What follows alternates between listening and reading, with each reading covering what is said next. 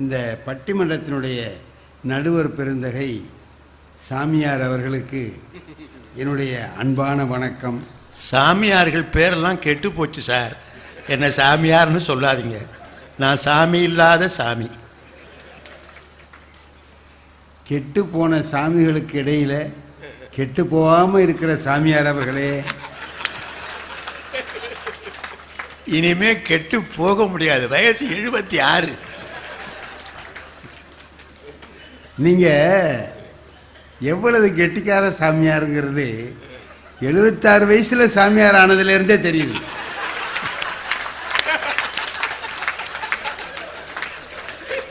பாக்கி பேர்லாம் சிறு வயசுல சாமியாராகி சங்கடப்படுவான். நீங்க அப்படி இல்லை, எப்ப முடியாதோ அப்ப சாமியார் ஆயிட்டு.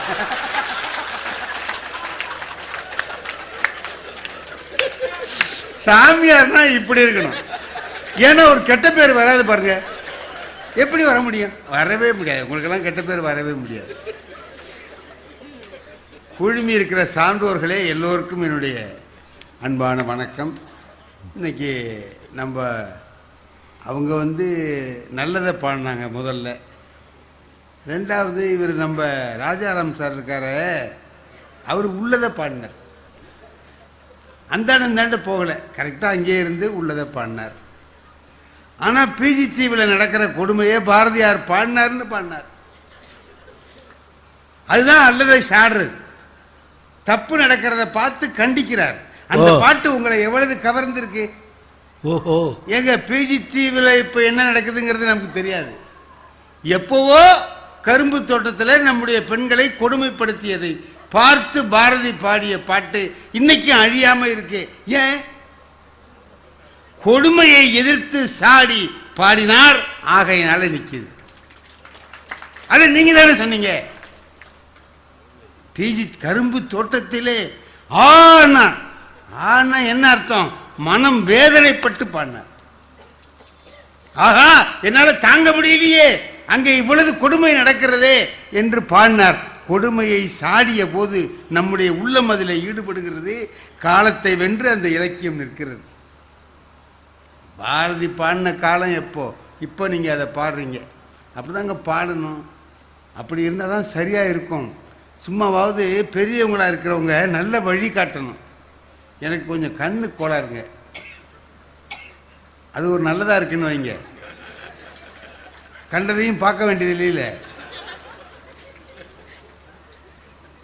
அதில் என்னமோ உங்களுக்கு இவ்வளவு சந்தோஷம் இல்லை? கடன் கொடுத்தோம், எனக்கு பார்வை குறைச்சங்கிறதுல அவங்களுக்கு சந்தோஷத்தை பாருங்க. இல்லை, கடன் கொடுத்தோம் எதிரில் வந்தா கண்டுக்காம போகலாம் அப்படின்னு சிரிக்கிறாரு. அப்படி இல்லை, கடன் கொடுத்தவன் வந்தான், என்கிட்ட கடன் கொடுத்தவன் வருவான். கண் டாக்டர் இருக்காருங்களே, அவர்கிட்ட போய் காட்டலாம்னுட்டு போனேன். என் நண்பர் தான் அழைச்சிட்டு போனேன். அவர் சொன்னார், என்ன விஷயம்னாரு. சாயந்தரத்தில் இந்த மாதிரி இருக்குங்க. நல்ல வேலை நீ என்கிட்ட வந்த, வேற யார்கிட்டையாவது போயிருந்தேன்னு வச்சுக்க, ஆப்ரேஷன் பண்ணி கண்ணையே கெடுத்துருவானுங்க. நான் ஆப்ரேஷன்லாம் பண்ணுறது கிடையாது, மருந்து போட்டே எல்லாத்தையும் சௌகரியமாக்கிடுவேன். ரொம்ப நல்லது டாக்டர், இந்த மாதிரி டாக்டர் தான் நான் தேடிக்கிட்டு இருந்தேன், நீங்கள் உங்கள் வேலையை ஆரம்பிங்க அப்படின்னு. அவர் என்ன பண்ணார், மருந்து போட்டுட்டு இப்படியே ஒரு அரை மணி நேரம் இருங்கன்னார். நான் இருந்தேன். மருந்து போட்டனே, எப்படி இருக்குன்னார். நல்லா புளிக்குது டாக்டர்னு. புளிக்குதா? நான் உனக்கு கண்ணில் ஊற்றுனேன், நீ எங்க கண்ணில் ஊற்றுனேன்? வாயிலையா ஊற்றுனேன்? அவரு கண் டாக்டர். அவர் தான் கண் டாக்டர். இவர் ஆப்ரேஷன் பண்ண மாட்டாரா? நல்ல வேலை. இவன் ஆப்ரேஷன் பண்ணா கண்ணை பண்றேன்ட்டு மூக்க அறுத்து விட்டுருவான்.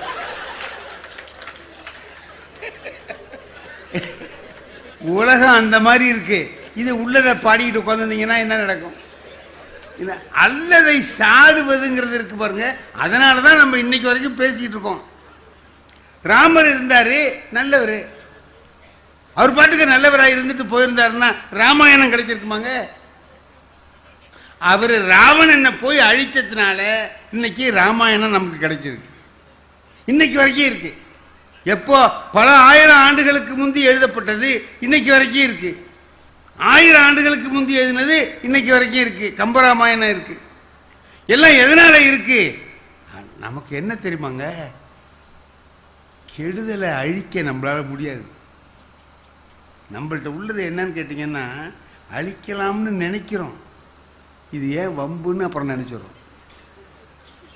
பாரதியார் பாடிட்டு போயிட்டாரு, பாதகம் செய்பவரை கண்டால் பயங்கொள்ளல் ஆகாது பாப்பா, மோதி மிதித்து விடு பாப்பா, அவர் முகத்தில் உமிழ்ந்து விடு பாப்பான், காரி துப்புடாம மூஞ்சில என்னாரு.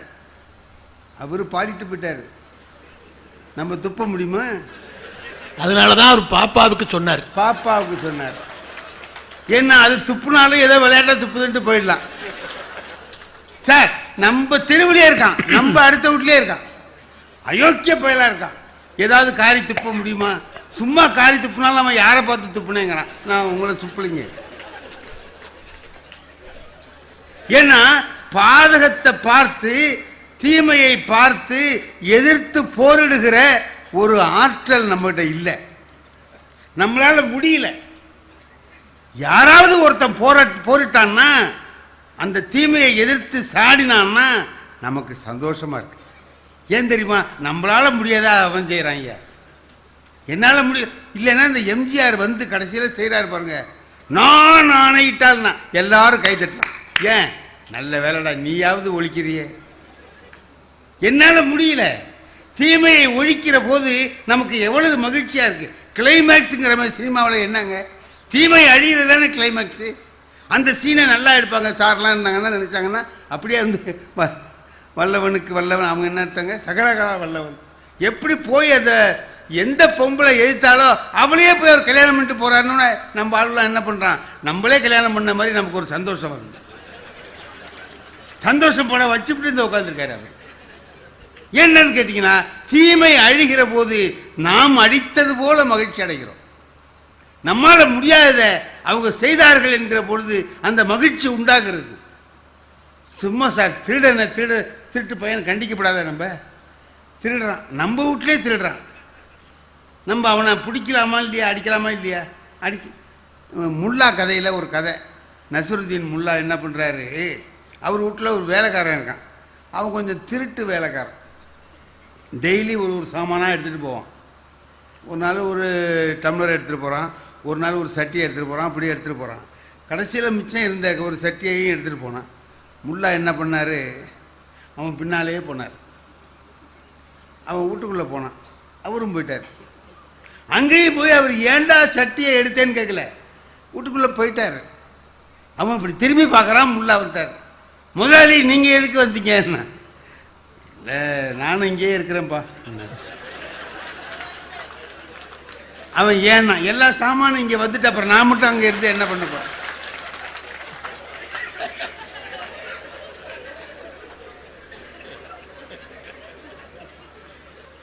எல்லாம் வந்துட்டு நான் இங்கேயே இருந்துக்கிறேன், என்னத்துக்கு, நம்ம சாமான்கிற இடத்துல நம்ம இருக்க வேண்டியது என்னப்பா அப்படின்னு சொல்லி. அதாவது பாருங்க, எதிர்த்து போரிட முடியாம சமரசம் பண்றாரு. இதான் நம்ம செய்யற வேலை. இலக்கியங்கள் என்ன செய்து தெரியுமா? அப்படியே பட்டவர்த்தனமா அவனை எதிர்த்து ஒரே அம்பில் ராவணனை ராமன் கொன்றான்னு காட்டுது. அப்ப நம்ம வீட்டுக்கு அடுத்தாப்புல இருக்கிற ராவணனை நம்மளே கொண்டது மாதிரி ஒரு மகிழ்ச்சி உண்டாகும். இது இந்த காலத்தில் இல்லை, ரொம்ப காலமா உண்டாகுது. அதனால இந்த இலக்கியங்கள் என்ன பண்ணுது, காலத்தை வென்று நிற்கிது, இன்னைக்கு வரைக்கும் நின்றுகிட்டு இருக்கு. அது மட்டும் இல்லைன்னா, ராமன் நல்லவனாவே அப்படியே இருந்திருந்தான்னா, ராவணனை போய் அவன் அழிக்காமல் இருந்திருந்தால் ராமாயணம் என்ற இலக்கியம் கிடைச்சிருக்குமா? கிருஷ்ண பரமாத்மா இருந்தார், நல்லவர் தான். உள்ளதை பாடினாக்கா அவர் நல்லவராக இருந்தார், அவர் நல்லவர் தான் இருப்பார். போய் அதை பற்றி பேச்சு இல்லை. மகாத்மா காந்தி இருந்தார், நல்லவர், பொய் பேச மாட்டார். சரிதான், எத்தனையோ பேர் பொய் பேசாமல் இருக்கிறான்.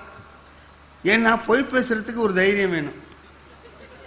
அது சில பேர், அதாவது காந்திக்கு அந்த தைரியம் இல்லை. காந்தி இல்லை.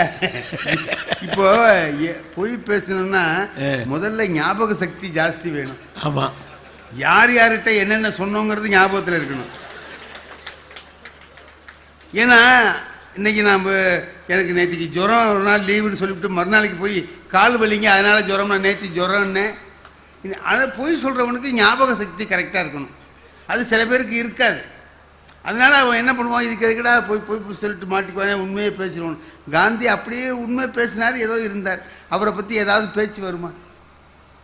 எத்தனையோ பேர் உண்மை பேசுகிற மாதிரி இருந்திருக்கான், நல்லவன் இருந்திருக்கான். முழங்கால் வரைக்கும் வேட்டி கட்டினது காந்தி ஒருத்தர் தான் கட்டியிருந்தாரா? எவ்வளோ பேர் கட்டியிருக்கிறான். நானே கட்டினேங்க, முழங்கால் வரைக்கும் வேட்டி கட்டிட்டு போனேன். ஆமாம், எனக்கு தீபாவளிக்கு ஜவுளி வாங்கணும், தெரியுமா உங்களுக்கு? அது தெரியாது. நான் ஒரு 5000 ரூபா லோன் போட்டு வாங்கி என் பொண்டாட்டிகிட்ட கொண்டு போய் கொடுத்தேன். அவர் சொன்னால் இன்றைக்கி சாயந்தரமே போய் நம்ம ஜவுளிலாம் எடுத்துகிட்டு வந்துடுவோம். எடுத்துகிட்டு வரலாம், வாங்கின பணத்தை செலவு பண்ணால் தானே ஒரு நிம்மதியாக இருக்கும், வா போ அப்படின்னு கிளம்பி போனேன். 4850 ரூபாய்க்கு அவங்க ஐட்டமே சரியாச்சு. அதில் மிச்சம் 150 ரூபா இருக்குன்னு முடிவாகல. இன்னும் எதுவும் எடுத்தாங்கன்னா அதுவும் கூடும்.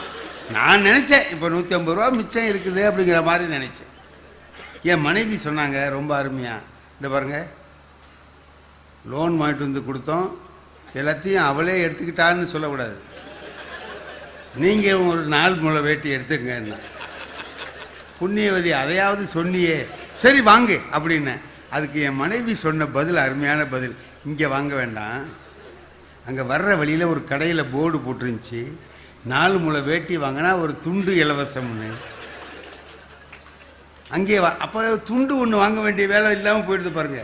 அதுக்காக என் மனைவியை ரொம்ப எவ்வளோ பெரிய கெட்டிக்காரின்னு பாராட்டினேன். ஏன் தெரியுமா? நம்ம பார்க்கலையே, அதை பார்த்துட்டு வந்திருக்கேன். நமக்காக வாங்குறதுக்கு எந்த கடையில் வாங்கலான்னு ஒரு முடிவு பண்ணி இலவச துண்டோடு நம்மளை அனுப்பலாம்னு பார்த்து சரின்ட்டு வாங்கிட்டு வந்தாச்சுங்க. தீபாவளிலாம் முடிஞ்சு போச்சு. எங்கள் ஊரில் வெட்டாருன்னு ஒரு ஆறு, அதில் தான் நாங்கள்லாம் குளிப்போம். ஒரு 10 நாள் அந்த வேட்டியை கட்டிட்டு குளிச்சுட்டு வந்தேன். அந்த வேட்டி முழங்கால் வரைக்கும் வந்துடுச்சு. மகாத்மா காந்தி கட்டியிருந்த மாதிரி நம்மளை மகாத்மா காந்தியை ஆக்கிடுச்சு அந்த வேட்டி, முழங்கால் வரைக்கும் கட்டிடுறாரு. இதை நான் குளிச்சுட்டு வரதை எங்கள் அடுத்த வீட்டுக்காரன் இதை கவனிச்சுட்டே இருக்கிறான். பொதுவாக அடுத்த வீட்டுக்காரன் அவன் வேட்டியை கவனிக்க மாட்டான், நம்ம வேட்டியை தான் கவனிப்பான். ஏன்னா நம்ம அவன் வேட்டியை கவனிக்கிறோம்ல, அவன் வேட்டியை கவனிக்கிறேன்னு சொல்கிறேன்.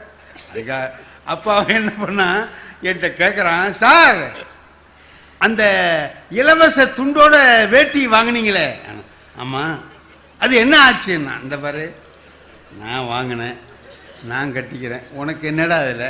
இல்லை அது என்ன ஆச்சு தெரிஞ்சுக்கலாம், அதான் இந்த கட்டியிருக்கான் பாரு, வேட்டி ஆயுதுன்னா. வேட்டி தான் இப்படி இருக்கு, சுருங்கி போச்சுடா. இலவச துண்டோட வாங்கினா அது எப்படி இருக்கும், இப்படி ஆயிடுச்சுன்னு. வேட்டி இப்படி ஆயிடுச்சா, அப்போ துண்டுன்னா. இந்த பாரு,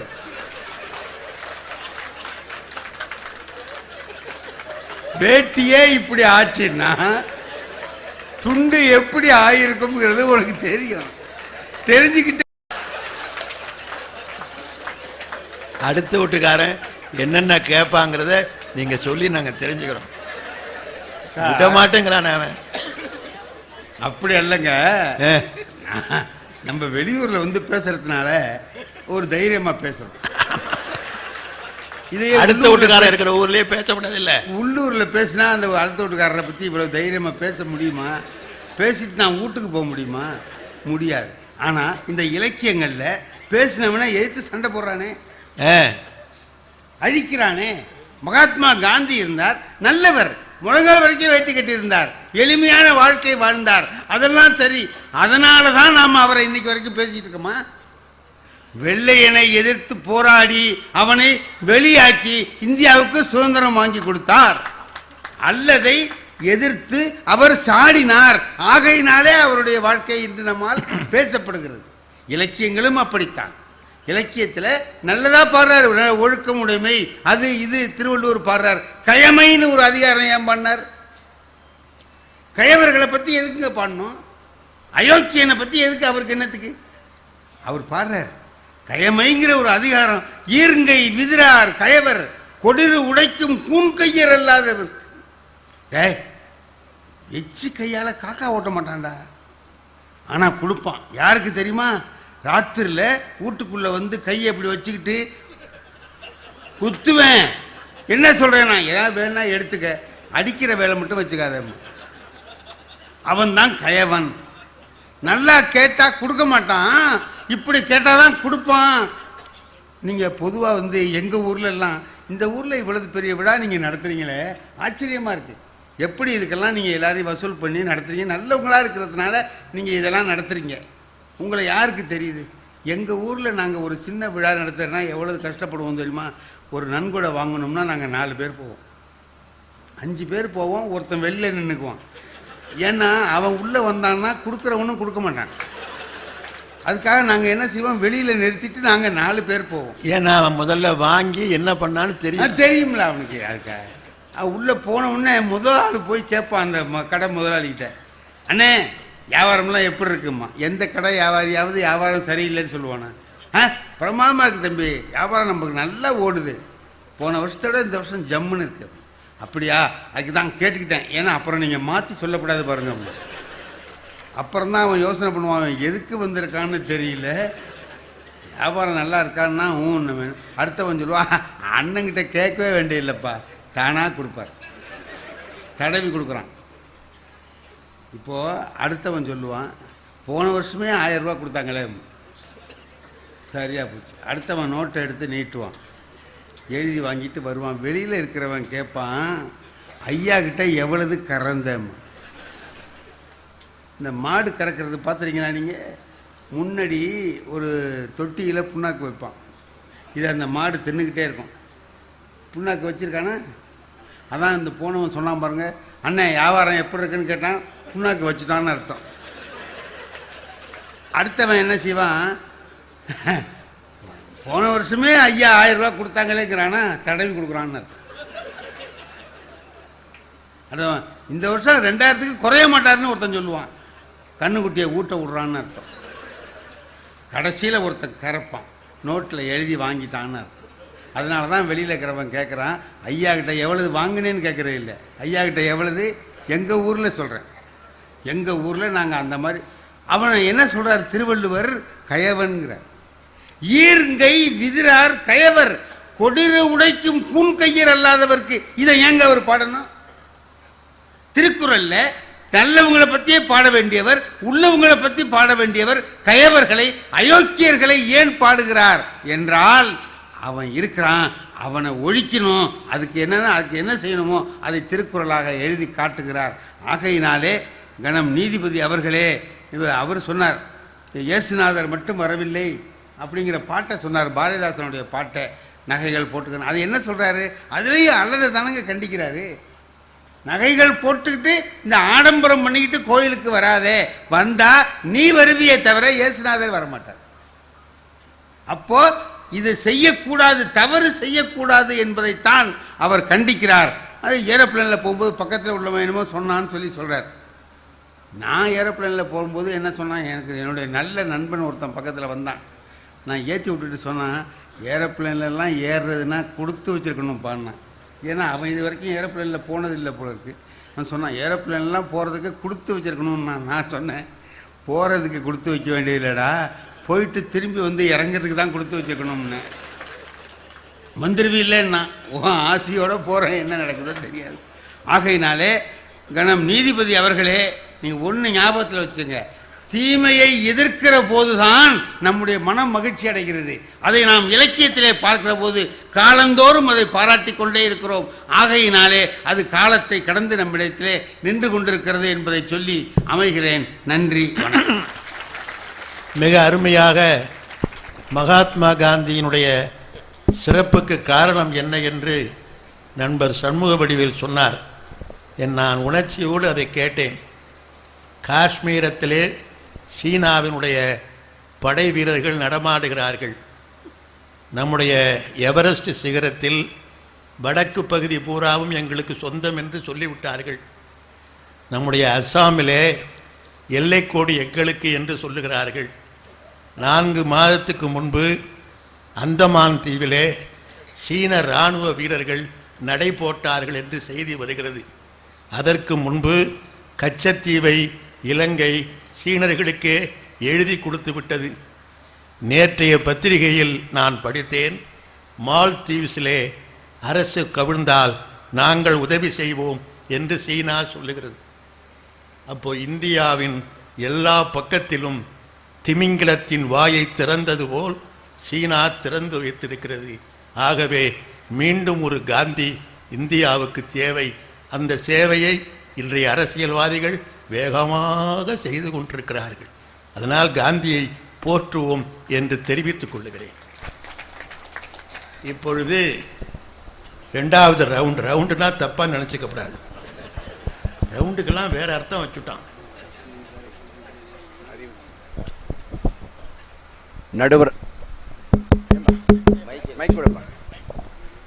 நடுவர் அவர்களுடைய அனுமதியுடன் ஒரு அறிவிப்பு. இன்று திரு தமிழறிவி மணியன் அவர்கள் தானே புயலால் பாதிக்கப்பட்ட மக்களுக்காக துண்டு விரித்து பணம் வசூலித்தார். அதன் மூலம் வசூலான தொகை ரூபாய் 35,303.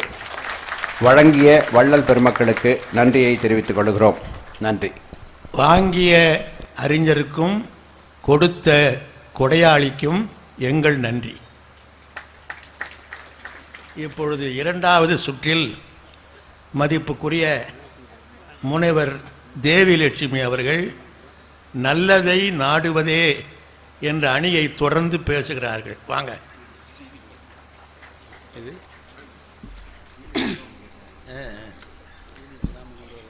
தாயே தமிழே வணக்கம். தாய்ப்பிள்ளை உறவம்மா உனக்கும் எனக்கும். அடிமனத்தின் கணங்களை வாங்கிக் கொண்டு இன்பத்தை இரட்டிப்பாக்கி துன்பத்தை பாதியாக்கி அகத்துக்குள்ளே சென்று ஆணிவேர் பிடித்து புலன்களை புதுப்பிக்கின்ற ஏற்பாடாய் மிகச்சிறப்பாக 20 ஆண்டு காலத்தை கடந்து வெற்றி நடை போற்றுக் கொண்டிருக்கக்கூடிய வாணியம்பாடி முத்தமிழ் மன்றத்தை சார்ந்த அத்துணை சான்றோர் பெருமக்களுக்கும் என் பணிவான வணக்கத்தை உரித்தாக்கிக் கொள்கிறேன். சிந்தைக்கு இனியவராய், சிந்திக்க தெரிந்தவராய், எதுவரினும் சந்திக்க தெரிந்தவராய் விளங்குகிற நடுவர் அவர்களே. எதுவரினும் சந்திக்கிறவன் நான் இல்லை, வரக்கூடியது வந்தா சந்திப்பேன். மேடையிலே வீற்றிருக்கிற அறிஞர் பெருந்தகைகளே, உங்கள் அனைவரையும் வணங்கி மகிழ்கிறேன். நடுவர் அவர்களே, ஐயா அவர்கள் சண்முகவடிவேல் ஐயா அவர்கள் பேசுகிற போது மிகச் சிறப்பாக வயிறு வலிக்க, குலுங்கி சிரிக்க, நம் துன்பங்களை போக்குகின்ற, நம் துயரங்களை சாடுகின்ற ஒரு மிகச்சிறப்பான ஒரு பேச்சை கேட்டோம். இப்ப துயரங்களை சாடுகின்ற ஒரு பேச்சை, ஒரு துன்பத்தை சாடுகின்ற ஒரு பேச்சை இங்க இருக்கிற யாராவது வருத்தத்தோடு கேட்டோமா? அதன் விளைவு என்ன? துன்பத்தை சாடுகின்ற ஒரு பேச்சை தான் அவர் பேசணும் இல்லையா? அவருடைய தலைப்பு என்னன்னா அல்லதை சாடுவது. அல்லதை சாடுவதை அவர் பேசியதன் விளைவு நமக்கு என்ன என்றால் நல்லது கிடைத்தது. அப்ப அல்லதை சாடுவதன் நோக்கமே எது என்று சொன்னால் அதன் இறுதியிலே நமக்கு ஒரு நல்லது கிடைக்காதா என்கின்ற எதிர்பார்ப்பு தான் அல்லதை சாடுவது. அல்லதை திருப்பி போட்டால் நல்லது, நிச்சயமாக. நல்லதை திருப்பி போட்டாலும் அல்லது. நடுவர் அவர்கள் ஒன்றை தெரிவித்தார். அவர் சொன்னார், இந்த மீனவர்கள் மீன் பிடிக்க போகிறவருடைய துயரத்தை அப்படியே எடுத்து சொன்னார். சரி, இப்ப இருக்கிறத அவர் பாடிட்டு போயிட்டார். இது மட்டும்தான் அந்த கவிதையினுடைய நோக்கமா நான் கேட்கிறேன். இந்த கவிதையினுடைய நோக்கம் மீனவர்களின் துயரத்தை பாடுவதாக மட்டுமே இந்த கவிதை இருந்துவிடும் என்று சொன்னால் இந்த கவிதை பயனற்ற கவிதையாக மாறி போகும். நண்பர் அவர்களே, இதன் பயன் என்ன சேர வேண்டும்? இந்த தொலைக்காட்சி மூலமாக, இங்கு இருக்கிற மக்கள் மூலமாக இந்த துயரம் மிக நல்லதாக அந்த மீனவர்களுக்கு முடியும் என்று சொன்னால் அதுதான் அந்த கவிதையின் வெற்றியாக இருக்க முடியும் இல்லையா? அப்ப அந்த மீனவர்களின் துயரத்தை நீங்கள் சொன்னாலும் நீங்கள் சொன்னீர்கள், ராமாயணத்தை பார்த்தீர்களா? நான் இன்றைக்கு உங்களை பார்த்து கேட்கிறேன், அல்லதை சாடுவதுதான் ஒரு இலக்கியமாக இருக்கும் என்று சொன்னால் ராவணனுக்கு அல்லவா கோவில் எடுத்திருக்க வேண்டும். இன்றைக்கும் நாம் ராமனை வழிபட்டுக் கொண்டிருக்கிறோம் என்று சொன்னாலும், கிருஷ்ணனை வழிபட்டுக் கொண்டிருக்கிறோம் என்று சொன்னாலும், எவன் ஒருவன் அல்லதை சாடி உள்ளதை பாடி அதன் இறுதியாக ஒரு நல்லதை பெற்றானோ அவனைத்தான் இந்த சமுதாயம் கடவுளாக வணங்கி கொண்டிருக்கிறது. மறந்து விடாது. எனக்கு இறுதியாக நமக்கு எது கிடைக்குதுன்னு பாருங்க. ஒண்ணும் இல்ல, ஒரு இளைஞன் என்ன செய்தான்? இரவு நேரத்தில் வீட்டுக்குள்ளே இருந்து ஒரு கோப்பையை எடுத்தான், ஒரு பக்கெட் கையில் எடுத்துக்கிட்டான். எடுத்து வெளியில கொண்டு போய் கொட்டிக்கிட்டு இருந்தான், வெறும் பக்கெட். ஒரு அறிஞர் உள்ளே வந்து கேட்டார், என்னப்பா செஞ்சுக்கிட்டு இருக்க அப்படின்னா. ஒன்னும் இல்லை, என் வீடு முழுக்க இருட்டா இருக்கு. என் வீடு முழுக்க என்ன இருக்கு? இருட்டா இருக்கு. இந்த இருட்டை மொண்டு வெளியே ஊத்திக்கிட்டு இருக்கேன். இருட்டை மொண்டு வெளியே ஊத்துறேன்னா உடனே அந்த அறிஞர் சொன்னார், ஏனடா இவ்வளவு அவலமான ஒரு காரியத்தை செய்யற? இது ஒரு இருட்டை போய் யாராவது மொண்டு வெளியே ஊத்த முடியுமான்னு கேட்டார். அப்ப நான் என் வீட்டுல இருக்கிற இருட்டு போகணும், நான் என்ன செய்யட்டும்? அப்ப அல்லதை சாடணும், அல்லதை சாட வேண்டும், உள்ளதையும் பாட வேண்டும். இப்ப உள்ள இருக்கிற இருட்டும் போகணும். அப்ப என்ன செய்யணும்? ஒண்ணும் பண்ணாத ஒரு விளக்கேத்துனர். இங்க உள்ள இருக்கிற இருட்டு போகணும்னா இருட்டே போனா போகாதுங்க. ஒரு விளக்கேற்றினால் எப்படி வெளிச்சம் வருகிற காரணத்தால் இருட்டு தானே ஓடி போகிறதோ அதே போல நல்லதை பாடினால் தீமை தானாக வெளியே போகும். நீங்க போக்கணுங்கிற அவசியம் இல்லை. இன்னொன்னு ஞாபகம் வச்சுக்கோங்க, பழைய திரைப்படங்களுக்கும் இன்றைக்கு இருக்கிற திரைப்படங்களுக்கும் ஒப்பீடு செய்து பாருங்கள். நான் ரொம்ப வருத்தப்படத்தக்க ஒரு செய்தியை சொல்கிறேன். அன்றைய திரைப்படங்கள்ல 90% நல்லதை காமிப்பாங்க, ஒரு 10% ஒரு தீயவனுடைய தீமையை காட்டுவார்கள், அது கூட அழிந்து போவதாக காட்டுவார்கள். இதனால் விளைந்த விளைவு என்ன தெரியுமா? நீங்க வேணா அவருடைய திரைப்படத்தை பாருங்க. முதல் காட்சியில ஒரு விளக்கேற்றுவது போல ஒரு காட்சி, முதல் காட்சியில ஒரு கோபுரத்தை காட்டுவார்கள், முதல் காட்சியில ஒரு பெண் எழுந்து வருவது போல காட்டுவார்கள், கோலமிடுவது போல காட்டுவார்கள், ஒரு மாணவன் பள்ளிக்கூடத்திற்கு போவது போல காட்டுவார்கள். ஆனால் இன்றைக்கு முதல் காட்சியிலே ஒரு கதாநாயகன் 20 பேருடைய தலையை வெட்டிவிட்டு 21வது அவன் தலையை காட்டுவதாகத்தான் இன்றைக்கு திரைப்படங்கள் இருக்கிறது. இது அல்லதை சாடுவதுதான், நான் இல்லைன்னு சொல்லல. இந்த கதாநாயகன் கெட்டவர்களை அழிக்கிறான் தான், ஆனால் இது இன்றைய இளைஞர்களுடைய மனதிலே பதிந்து போன காரணத்தினால் இதுவே சரியாக போய்விட்டது. நண்பர்களே, நீங்க எப்ப அல்லத திரும்ப திரும்ப பாடுகிறீர்களோ அந்த அல்லதே நல்லதாக போய்விடும், அதுவே மக்கள் மனதிலே பதிந்து போய்விடும். தயவு செய்து அந்த தவறை செய்யாதீர்கள். கம்பன் செய்யலைங்க, கம்பன் செய்யவில்லை. ராவணனை பாடுகிற கம்பன் என்ன சொன்னான் தெரியுமா? முக்கோடி வாழ்நாள் முயன்றுடைய பெருந்தவம் எக்கோடி யாராலும் வெல்லப்படா என கொடுத்த வரம் என்று ராவணனுடைய நல்ல செயல்களை பட்டியலிட்டு விட்டு, ராவணனுடைய நல்ல செயல்களை பட்டியலிட்டு விட்டு அவனுடைய ஒரே ஒரு தீய செயலை எடுத்து காண்பித்து மாற்றானுடைய மனைவியை நோக்கினான் என்கின்ற ஒரு தீய செயலை எடுத்து காண்பித்து இவ்வளவு நல்ல குணங்கள் இருந்தாலும் ஒரு தீமையினால் அவன் அழிந்து போனான் என்று சிறிய தீமையை எடுத்து காட்டவே கம்பன் கூசினான். சிறிய தீமையை எடுத்து காட்டவே கம்பன் கூசினான். ஏனென்றால் கம்பன் பாட நினைத்தது எது? ஒருவனுக்கு ஒருத்தி என்கின்ற ஒரு நல்ல குணத்தை, ஒருவனுக்கு ஒருத்தி என்கின்ற காலத்தால் வெல்லப்படாத ஒரு இலக்கியத்தை பாட வேண்டும் என்று நினைத்தான் அந்த கம்பன். ஒண்ணு இல்ல, பாரதி ஒரு முறை என்ன பண்ணிட்டு இருந்தார், அவருடைய கவிதையில் எழுதுறார், காலா என் காலருகே வாடா, உன்னை சற்றே காலால் மிதிக்கிறேன், யமனே கொஞ்சம் வா நான் மிதிக்கிறேன் எழுதுறார். கொஞ்ச நாள் அவரை திருவல்லிக்கேணியில் இருக்கிற யானை மிதிச்சிருச்சு, மருத்துவமனையில் இருக்கிறார். அவர் நண்பர்கள் எல்லாம் போய் பாக்குறாங்க. அந்த பாரதியை பார்த்து சொன்னாங்க, ஏய் பாரதியே, யமனே கொஞ்சம் வா நான் மிதிக்கிறேன் நீ சொன்ன, யமன் பாத்தியா யானை உருவத்துல வந்து உன்னை மிதிச்சிட்டான்னு சொன்னாங்க. உடனே பாரதி சொன்னா, ஆமாம் யமன் யானை உருவத்தில் வந்து என்னை மிதித்தான், உண்மைதான். யமன் எப்பொழுதும் எருமை மாட்டில் தான் வருவான், எனக்கு பயந்து கொண்டு யானையில் வந்திருக்கிறான் என்று சொன்னான். அப்ப சிந்திக்கிற சிந்தனை தயவு செய்து நல்லதை சிந்திக்கிற போது நல்லவையாகவே அமையும்.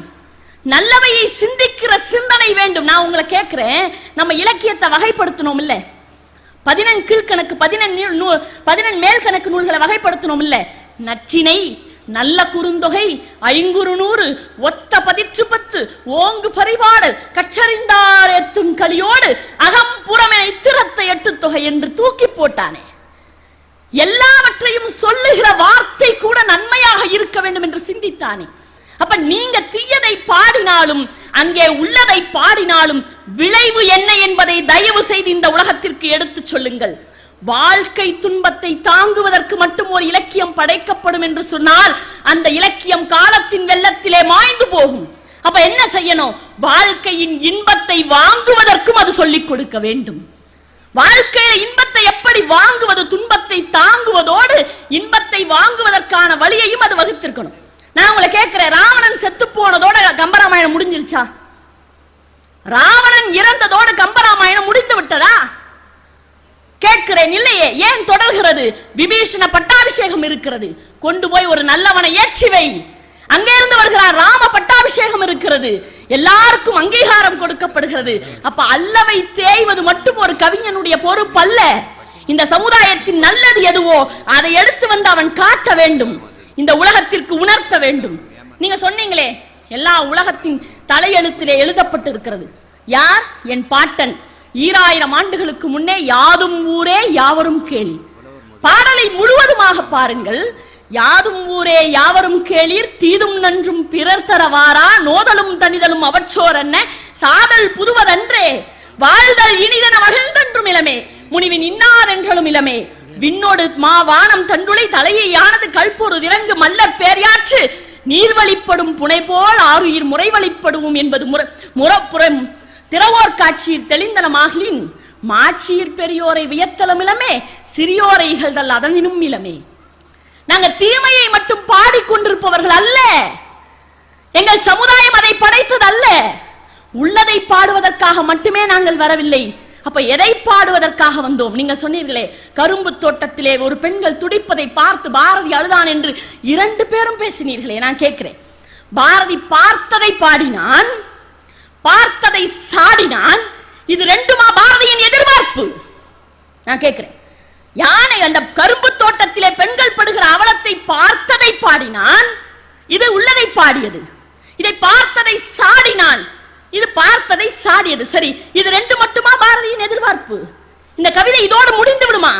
இல்லை இல்லை நண்பர்களே, அந்த பெண்கள் காக்கப்பட மாட்டார்களா என்கின்ற எதிர்பார்ப்பு இருக்கிறதே, அந்த நன்மைதான் அந்த கவிதையினுடைய வெற்றி என்கின்ற காரணத்தினால் ஒரு கவிஞன் ஒரு கவிதையை படைப்பதற்கு காரணம், உள்ளதையே எடுத்து பாடினாலும் அல்லதையே சாடினாலும் விளைவு எது என்று சொன்னால், ஒரு நல்லதாவது இந்த சமுதாயத்தில் விளைந்து விடாதா என்கின்ற நம்பிக்கை இருக்கிறதே, அந்த நம்பிக்கை தான் அந்த கவிதையினுடைய வேர் என்கின்ற காரணத்தினால் நிச்சயமாக தாங்கள் நல்ல தீர்ப்பை எங்களுக்கு தருவீர்கள் என்ற நம்பிக்கையில் நிச்சயமா நீங்க தருவீங்க. ஏன்னா நீங்க நல்ல சாமியா. அதனால நடுவர்களே ஒண்ணு ஞாபகம் வச்சுக்கோங்க, இன்னைக்கு இருக்கிற குழந்தைகளிடம் அல்லதை சாடுவதற்கு ஆசிரியர்களுக்கு கூட அனுமதி இல்லை. ஒரு பெண் அல்லதை சாடினால் என்பதனால் மரணத்தை தழுவினால் இந்த நாட்டிலே எங்களுக்கு கொடுக்கப்பட்டிருக்கிற அரசாங்க கட்டளை என்ன தெரியுமா? உமாமகேஸ்வரி என்கின்ற பெண்ணுக்கு கிடைத்த மரணத்திற்கு பிறகு எங்களுக்கு கிடைத்த கட்டளை என்ன தெரியுமா? ஆசிரியர்களுக்கு நன்றாக நினைவு வைத்துக் கொள்ளுங்கள், இது போன்ற மாணவர்களை தண்டியுங்கள் என்று சொல்லவில்லை, குறித்து வைத்துக் கொள்ளுங்கள். இது போன்ற மாணவர்கள் என்ன செய்கிறார்கள் என்பதை உள்ளதை உள்ளபடி காட்டும் கண்ணாடியாக வந்து எங்களிடம் அதோட ரிப்போர்ட் கொடுங்கன்னு கவர்மெண்ட் கேட்கல. உள்ளதை உள்ளபடி கூறுங்கள் என்று கேட்கவில்லை, அல்லதை சாடுங்கள் என்று கேட்கவில்லை. தயவு செய்து இது போன்ற மாணவர்களுக்கு நல்லதை எடுத்து சொல்லுங்கள் என்றுதான் கேட்டிருக்கிறது. இதுதான் வெற்றியாக இருக்க முடியும் என்கின்ற காரணத்தினால் நிச்சயமாக ஒரு இலக்கியம் காலம் தாண்டி நிற்கிறது என்றால், சாவின் முதுகில் ஏறி சவாரி செய்கிறது என்றால் அது நல்லதை பாடுவதால் மட்டுமே என்று சொல்லி நல்ல வாய்ப்பளித்த அனைத்து நல்ல உள்ளங்களுக்கும் என் மனப்பந்தலில் பூத்த மல்லிகை மலர்களை காணிக்கையாக்கி வாய்ப்பிற்கு நன்றி கூறி விடைபெறுகிறேன். நன்றி, வணக்கம். சில நேரங்களில் அரசாங்கம் அப்படிதான் உங்களுக்கு அந்த உத்தரவு கொடுத்துருக்குது. ஏன்னா நீங்கள் ஏற்கனவே தயாராகிட்டீங்க. ஏன்னா உமா மகேஸ்வரி மாதிரி நிலைமை நமக்கு வரப்படாதுன்னு அத்தனை வாத்தியாரும் ஒரு முடிவு பண்ணியாச்சு. அப்புறம் எதுக்கு அரசாங்க தீர்ப்பு தேவையில்லை, நான் நல்ல தீர்ப்பு கொடுப்பேன்னு சொன்னாங்க. நல்ல தீர்ப்புன்னு ஒன்று இல்லை, ஆனால் கொடுக்குற தீர்ப்பை நீங்கள் எல்லாம் நல்ல தீர்ப்புன்னு ஏற்றுக்கொண்டால் எனக்கு மிகவும் நல்லது. அவ்வளோதான். நல்லதுங்கிற வார்த்தைக்கு தமிழில் என்ன அர்த்தம்? சின்னதுக்கு நல்லதுங்கிறான், சின்னதுக்கு நல்லதுன்னு சொல்கிறான். குறுந்தொகைக்கு அதான் பேர். அதே மாதிரி பாம்புக்கு நல்ல பாம்புன்னு பேர், ஏன்னா மந்திரத்துக்கு கட்டுப்படும், அதனால் பாம்புக்கு நல்லதுன்னு பேர். அப்போ நல்லதுக்கு நல்லதுக்காக கொடுத்துக்கிறான், நல்லது இல்லாததுக்கும் நல்லதுன்னு பேர் கொடுத்துக்கிறான். அதனால் நான் நல்ல தீர்ப்பு சொல்வேன் என்றால் நல்லது இல்லாததைத்தான் சொல்லுவேன். நீங்கள் அதை நல்லதாக எடுத்துக்கொள்ள வேண்டும். அடுத்ததாக சகோதரி முனைவர் ருக்மிணி அவர்கள் உள்ளதை பாடுவதே என்று பேச வருகிறார்கள். வாங்க. நடுவர் பெருமகனார் உள்ளிட்ட அறிவார்ந்த அவைக்கு என் பணிவான வணக்கம். நடுவர் அவர்களே, மிகச் சிறப்பாக நல்லதை நாடுவதே அல்லதை சாடுவதே என்று 2 அணியிலும் அவர்கள் வாதிட்டு சென்றிருக்கின்றார்கள். அதை நான் முழு மனதோடு ஏற்றுக்கொள்ளுகின்றேன். இலக்கியத்தின் நோக்கம் அல்லது ஒரு இலக்கியம் என்பது காலத்தை வென்று நிற்பதற்கு காரணம் நல்லதை பாடுவதால் என்பதை நான் ஒப்புக்கொள்ளுகின்றேன். அதே நேரத்தில் அல்லதை சாடுவதால் என்பதையும் நான் ஒப்புக்கொள்ளுகின்றேன். நல்லது நடைபெற வேண்டும். நம்முடைய சண்முகவடிவேல் ஐயா அவர்கள் சொன்னார்கள், நம்முடைய இயக்குனர் ஐயா அவர்கள் இங்கே உட்கார்ந்து இருக்கின்றார்கள். ஒரு படத்தில் கிளைமாக்ஸ் பார்த்த உடனே நாம் மகிழ்ச்சி அடைகின்றோம். ஒரு வில்லனை ஹீரோ கதாநாயகன் அடித்து அவனை வீழ்த்துவதை கண்டு நாம் மகிழ்ச்சி அடைகின்றோம். ஆகையினால் அல்லதை சாட வேண்டும் என்று சொன்னார். அப்ப எடுத்த உடனே ஒரு திரைப்படத்தில் கிளைமாக்ஸ் வந்து விடுமா என்பது என்னுடைய கேள்வி. ஒரு படம் தொடங்கின உடனே கிளைமாக்ஸ் வந்துருமா? இருக்கிறத சொல்லணும், உள்ளதை சொல்ல வேண்டும். அந்த வில்லன் இப்படிப்பட்டவன், மக்களுக்கெல்லாம் இப்படிப்பட்ட தீங்குகளை செய்திருக்கான், கதாநாயகன் காதலிக்கிற காதலியா அவன் துன்பப்படுத்தி இருக்கான், இப்படி எல்லாம் சொல்லிட்டு வரணும் இல்லையா? உள்ளதை சொன்ன பிறகுதான் அப்புறம் கதாநாயகனுக்கும் அவனுக்கும் சண்டை வந்து கடைசியா அல்லதை சாட வேண்டியதா இருக்கும். அதுக்கு பிறகு ஒரு நல்லது நடக்கும். அப்ப ஒரு நல்லது நடைபெற வேண்டும் என்று சொன்னால், அல்லதை சாட வேண்டும் என்று சொன்னால் உள்ளதை பாட வேண்டும் இல்லையா? பாவேந்தனை பற்றி சொன்னார்கள், பாரதியை பற்றி சொன்னார்கள். பாரதி சொல்லுகின்றான், இன்றைக்கும் நம்முடைய நாட்டிலே அது இருந்து கொண்டிருக்கின்றது. சொந்த சகோதரர்கள் துன்பத்தில் சாதல் கண்டும் சிந்தை இறங்காரடி கிளியே தம் செம்மை மறந்தாரடின்னு பண்ணோம். அப்ப சொந்த சகோதரர்கள் துன்பத்தில் இறந்தாலும் அவர்களை பார்த்து நம்முடைய சிந்தை இறங்காதவர்கள் இருந்து கொண்டிருக்கின்றார்கள். அதனால் தான் நம்முடைய நீதிமன்றங்களில் இன்னும் சொத்து தகராறு வழக்கு முதலிடத்தில் இருந்து கொண்டிருக்கின்றது இல்லையா? அப்ப உள்ளதை பாட வேண்டும். பாரதிக்கு தாசனாக தன்னை வரித்துக் கொண்ட பாவேந்தன் பாடுகின்றான், இருட்டறையில் உள்ளதடா உலகம். இது அல்லதை சாடுறதுங்கிறது வேற, இருக்கிற நிலைமையை முதல்ல சொல்லணும். இருட்டறையில் உள்ளதடா உலகம், சாதி இருக்கின்றதென்பானும் இருக்கின்றானேங்கிறார். இருக்கின்றானே, இவனும் இந்த மண்ணில் இருக்கானே இல்ல, துன்பப்பட்டு சொல்றார், கழிவிறக்கத்தோடு சொல்லுகின்றார், சாதி இருக்கின்றதென்பானும் இருக்கின்றானே இல்ல. கைம்பெண் கொடுமை அகற்ற வேண்டும், ஒரு நல்லது நடைபெற வேண்டும், கைம்பெண்ணுக்கு மறுமணம் நடைபெற வேண்டும், இந்த நல்லது நடக்கணும். கைம்பெண் கொடுமை இந்த நாட்டிலே ரொம்ப தீவிரமாக இருக்கு, அந்த அல்லதை சாட வேண்டும். அப்ப அந்த கொடுமையை பற்றி, அந்த நிலையை பற்றி உள்ளதை சொல்லணுமா இல்லையா? பாவேந்தன் அழகாக சொல்லுகின்றான், கோரிக்கையற்று கிடக்குதன்னே இங்கு வேரில் பழுத்த பலா, மிக கொடியதென்று பட்டதன்னே குளிர் வடிக்கும் வட்ட நிலா என்று சொல்லுகின்றான். அதுக்கப்புறம் வாடாத தேனீக்கள் உலவா தென்றல், அந்த பாட்டு அப்படியே பெருசா போயிட்டு இருக்கும், நேரம் இல்லை இல்லையா? பேருந்து நிலைய பைத்தியக்காரி என்று ஒரு கவிதை. பேருந்து நிலைய பைத்தியக்காரி, ஒரு பெண் ஏமாற்றப்பட்டு விடுகின்றாள். தான் ஏமாற்றப்பட்டது தெரிந்ததும் அவள் பைத்தியமாகி விடுகின்றாள். பைத்தியக்காரர்களுக்கு நம்முடைய சமூகத்தில் எங்கே இடம் கொடுத்திருக்கின்றார்கள் என்று சொன்னால், பேருந்து நிலையத்தில் இடம் கொடுத்திருக்கின்றார்கள். இதான் நம்ம நாட்டோட நிலைமை. இது உள்ளது, இதை சொல்லணும். ஏமாற்றப்பட்டது தெரிந்ததால் பைத்தியமானால் ஒருவனால், பைத்தியமானால் ஒருவனால், பைத்தியம் என்று தெரிந்ததால் ஏமாற்றப்படுகிறாள் பலரால். இது என்னுடைய கவிதை, வில்லேந்திய புறாக்கள் என்கின்ற நூலில் நான் எழுதிய கவிதை. இப்ப இருக்குதா இல்லையா இந்த நிலைமை? இப்ப உள்ளதை பாட வேண்டும், அப்பதான் அந்த அல்லல் தீரும். நீங்க நகைச்சுவை ஐயா ரொம்ப அழகா சிரிக்க சிரிக்க பேசினார், சண்முகவடிவேலையா சிரிச்சு கண்ணிலெல்லாம் தண்ணி வந்துருச்சு எனக்கு. இப்ப நகைச்சுவையை கேட்டு அல்லது நகைச்சுவை துணுக்குகளை படித்து நாம் சிரிக்கின்றோம். எதற்காக சிரிக்கின்றோம்? உள்ளதை சொல்லுகின்றார்கள் இல்லையா? மாணவன் கேட்கிறான் அடுத்த மாணவன்கிட்ட, பாவம் ஒரு இடம் பழி ஒரு இடம்னா என்னடான்னு கேட்டான். உடனே அடுத்த மாணவன் சொல்றான், அப்பா போட்டு கொடுத்த தப்பான கணக்குக்கு ஆசிரியர்கிட்ட நாம அடி வாங்குறோமே, அதுதான் பாவம் ஒரு இடம் பழி ஒரு இடம். இல்ல, இது உள்ளதை சொல்றது. இது நமக்கு சிரிப்பு வருது. அம்மா ரொம்ப அவசரமா கூப்பிடுறாங்க அப்பாவை, ஏங்க இங்க ஓடி வாங்க ஓடி வாங்க, பையன் 50 பைசாவை முழுங்கிட்டான். டாக்டர் கோச்சிக்க கூடாது. பையன் 50 பைசாவை முழுங்கிட்டான், டாக்டர் கிட்ட கூட்டிட்டு போனோம். ஐயோ அவர் 500 ரூபாயை முழுங்கிடுவாரு. அப்பா சொல்றாரு, உள்ளத சொன்னா நம்ம சிரிக்கிறோம். நான் எப்பொழுது சிரிப்பு வருகின்றது என்று சொன்னால், இருப்பதை சொல்லும் பொழுது நமக்கு சிரிப்பு வருகின்றது. அணுகுண்டை தயாரித்த டாக்டர் ஓபன் ஹியூமர் என்கின்ற விஞ்ஞானி, அவரிடத்திலே ஒருவர் கேட்டார், இந்த அணுகுண்டுக்கு மாற்று ஏதாவது இருக்கின்றதா என்று கேட்கிறார். அதற்கு அவர் சொன்னார், ஓ இருக்கிறதே, அதன் பெயர் தான் சமாதானம் என்று சொல்லுகின்றார். இல்ல, அணுகுண்டுக்கு மாற்று ஏதாவது இருக்கின்றதா என்று கேட்டால் இருக்கிறதே, அதன் பெயர் தான் சமாதானம். ராமன் ராவணனை கொன்றான் என்று சொன்னால் நாம் மகிழ்ச்சி அடைகின்றோம். அதைத்தானே சொன்னது ராமாயணம். மகாபாரதம் எல்லாம் சொன்னாங்க. இப்ப எடுத்த உடனே ராமன் நேரா போய் ராவணன் அடிச்சுட்டு வந்துட்டாரா? ராவணன் எங்க இருக்கான், அவன் யாருன்னே ராமனுக்கு தெரியாது.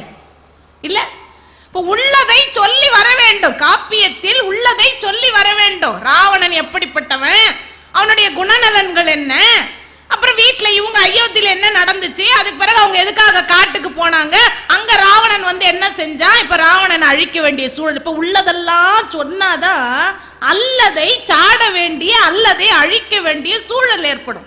அப்ப உள்ளதை சொல்ல வேண்டுமா இல்லையா?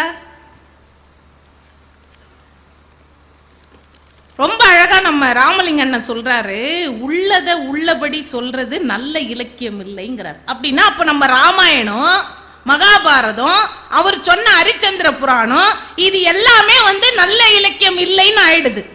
இல்ல, ரொம்ப அழகா கவிமணி தேசிக விநாயகம் பிள்ளை சொல்லுவாரு, உள்ளத்து உள்ளது கவிதை, இன்பம் உருவெடுப்பது கவிதை, தெள்ள தெளிந்த தமிழில் உண்மை தெரிந்து உரைப்பது கவிதைன்னு சொன்னார். அப்ப இருப்பதை இருப்பது போல் அதை கொஞ்சம் அழகுபடுத்தி, நல்ல, அதாவது சுவைபட சொல்வதென்றால் அழகுபடுத்தி, அல்லது அவலச்சுவையாய் இருந்தால் கழிவிறக்கத்தை அதன் மீது ஏற்றி, அல்லது அல்லதை சாட வேண்டும் என்று சொன்னால் கோபத்தை கொஞ்சம் கூட்டி என்று சொல்லி இப்படி படைக்கப்பட வேண்டும். அதுதான் உண்மை தெரிந்து உரைப்பது கவிதை என்று சொன்னார்கள். டாக்டர் சுபமாணிக்கனார் சொல்லுவார், சுபமாணிக்கனார் சொல்லுவார், ஒரு பெரும் புலவன், எப்படிப்பட்ட புலவன், எப்படிப்பட்ட இலக்கியவாதியாக இருந்தாலும் சரி, ஒரு பெரும் புலவன் இறந்த கால தளத்தின் மேல் நிகழ்கால கண் கொண்டு, இறந்த கால தளத்தின் மேல் நிகழ்கால கண் கொண்டு நாட்டின் எதிர்கால வாழ்வை உருவாக்குவான் என்கின்றார்.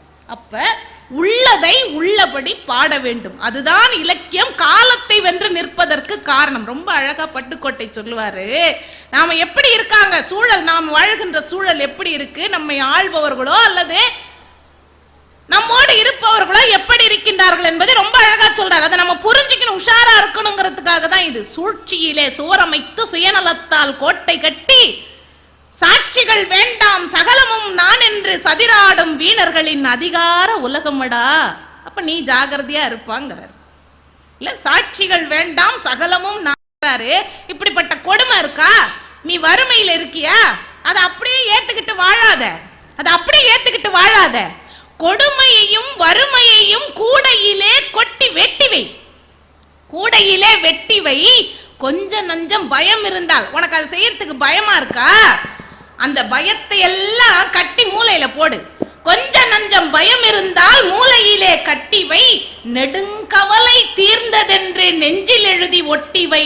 நெருஞ்சி காட்டை அழித்து அதில் நெல்லு விதையை கொட்டி வைங்கிறார். அப்ப நல்லது நடக்கணும், வாழ்வாதாரம் கிடைக்க வேண்டும். இந்த ஆதிக்க வர்க்கத்தினிடமிருந்து, முதலாளி வர்க்கத்தினிடமிருந்து நம்மை காப்பாற்றி கொள்ள வேண்டும் என்று சொன்னால் பயத்தை மூட்டை கட்டி விட்டு இருக்கிற நிலைமை எடுத்து சொல்லி நீ இப்படி எல்லாம் இருக்கணும்னு சொல்றார். ஆகவே பெருமதிப்பிற்குரிய நீதிபதி அவர்களே, நல்லது நடக்க வேண்டும் என்று சொன்னாலும் அல்லதை சாட வேண்டும் என்று சொன்னாலும் உள்ளதை மிக தெளிவாக சொன்னால் தான் இயலும் என்கின்ற காரணத்தால் இந்த நல்ல வாய்ப்பிற்கு நன்றி பாராட்டி அமைகின்றேன். உள்ளதை பாட வேண்டும். உள்ளதை நல்ல விதமாக சகோதரி அவர்கள் பேசியிருக்கிறார்கள். இறுதியாக கவிஞர் உமா மகேஸ்வரி அவர்கள் அல்லதை சாட வேண்டும் என்று பேசுகிறார்கள்.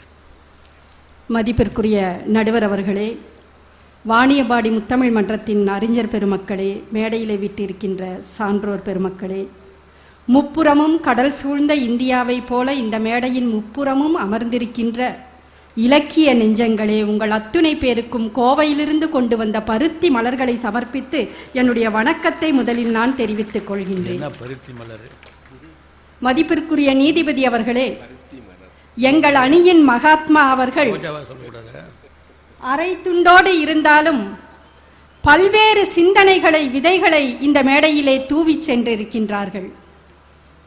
மிக அழகாக எதிரணி தலைவர் என்னுடைய அன்பு சகோதரர் ராமலிங்கம் அவர்கள் கேள்வி எழுப்பினார். பாஞ்சாலி சபதத்தை குறித்தெல்லாம் பேசினார்.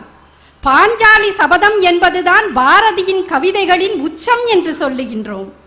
எத்தனை ஆண்டு காலம் கடந்தாலும் நிலைத்து நிற்கின்ற ஒரு இலக்கியம் என்று சொன்னால் மகாகவி பாரதியின் பாஞ்சாலி சபதம் தான் நிலைத்து நிற்கும் என்று சொல்லுகிறோம். அந்த பாடலில் பாரதியார் சொல்லுகின்றார், கக்கக்க என்றே கனைத்து பெருமூடன் பக்கத்திலே வந்து அப்பாஞ்சாலி கூந்தலினை கையினால் பற்றி கரகரவன இழுத்தான்.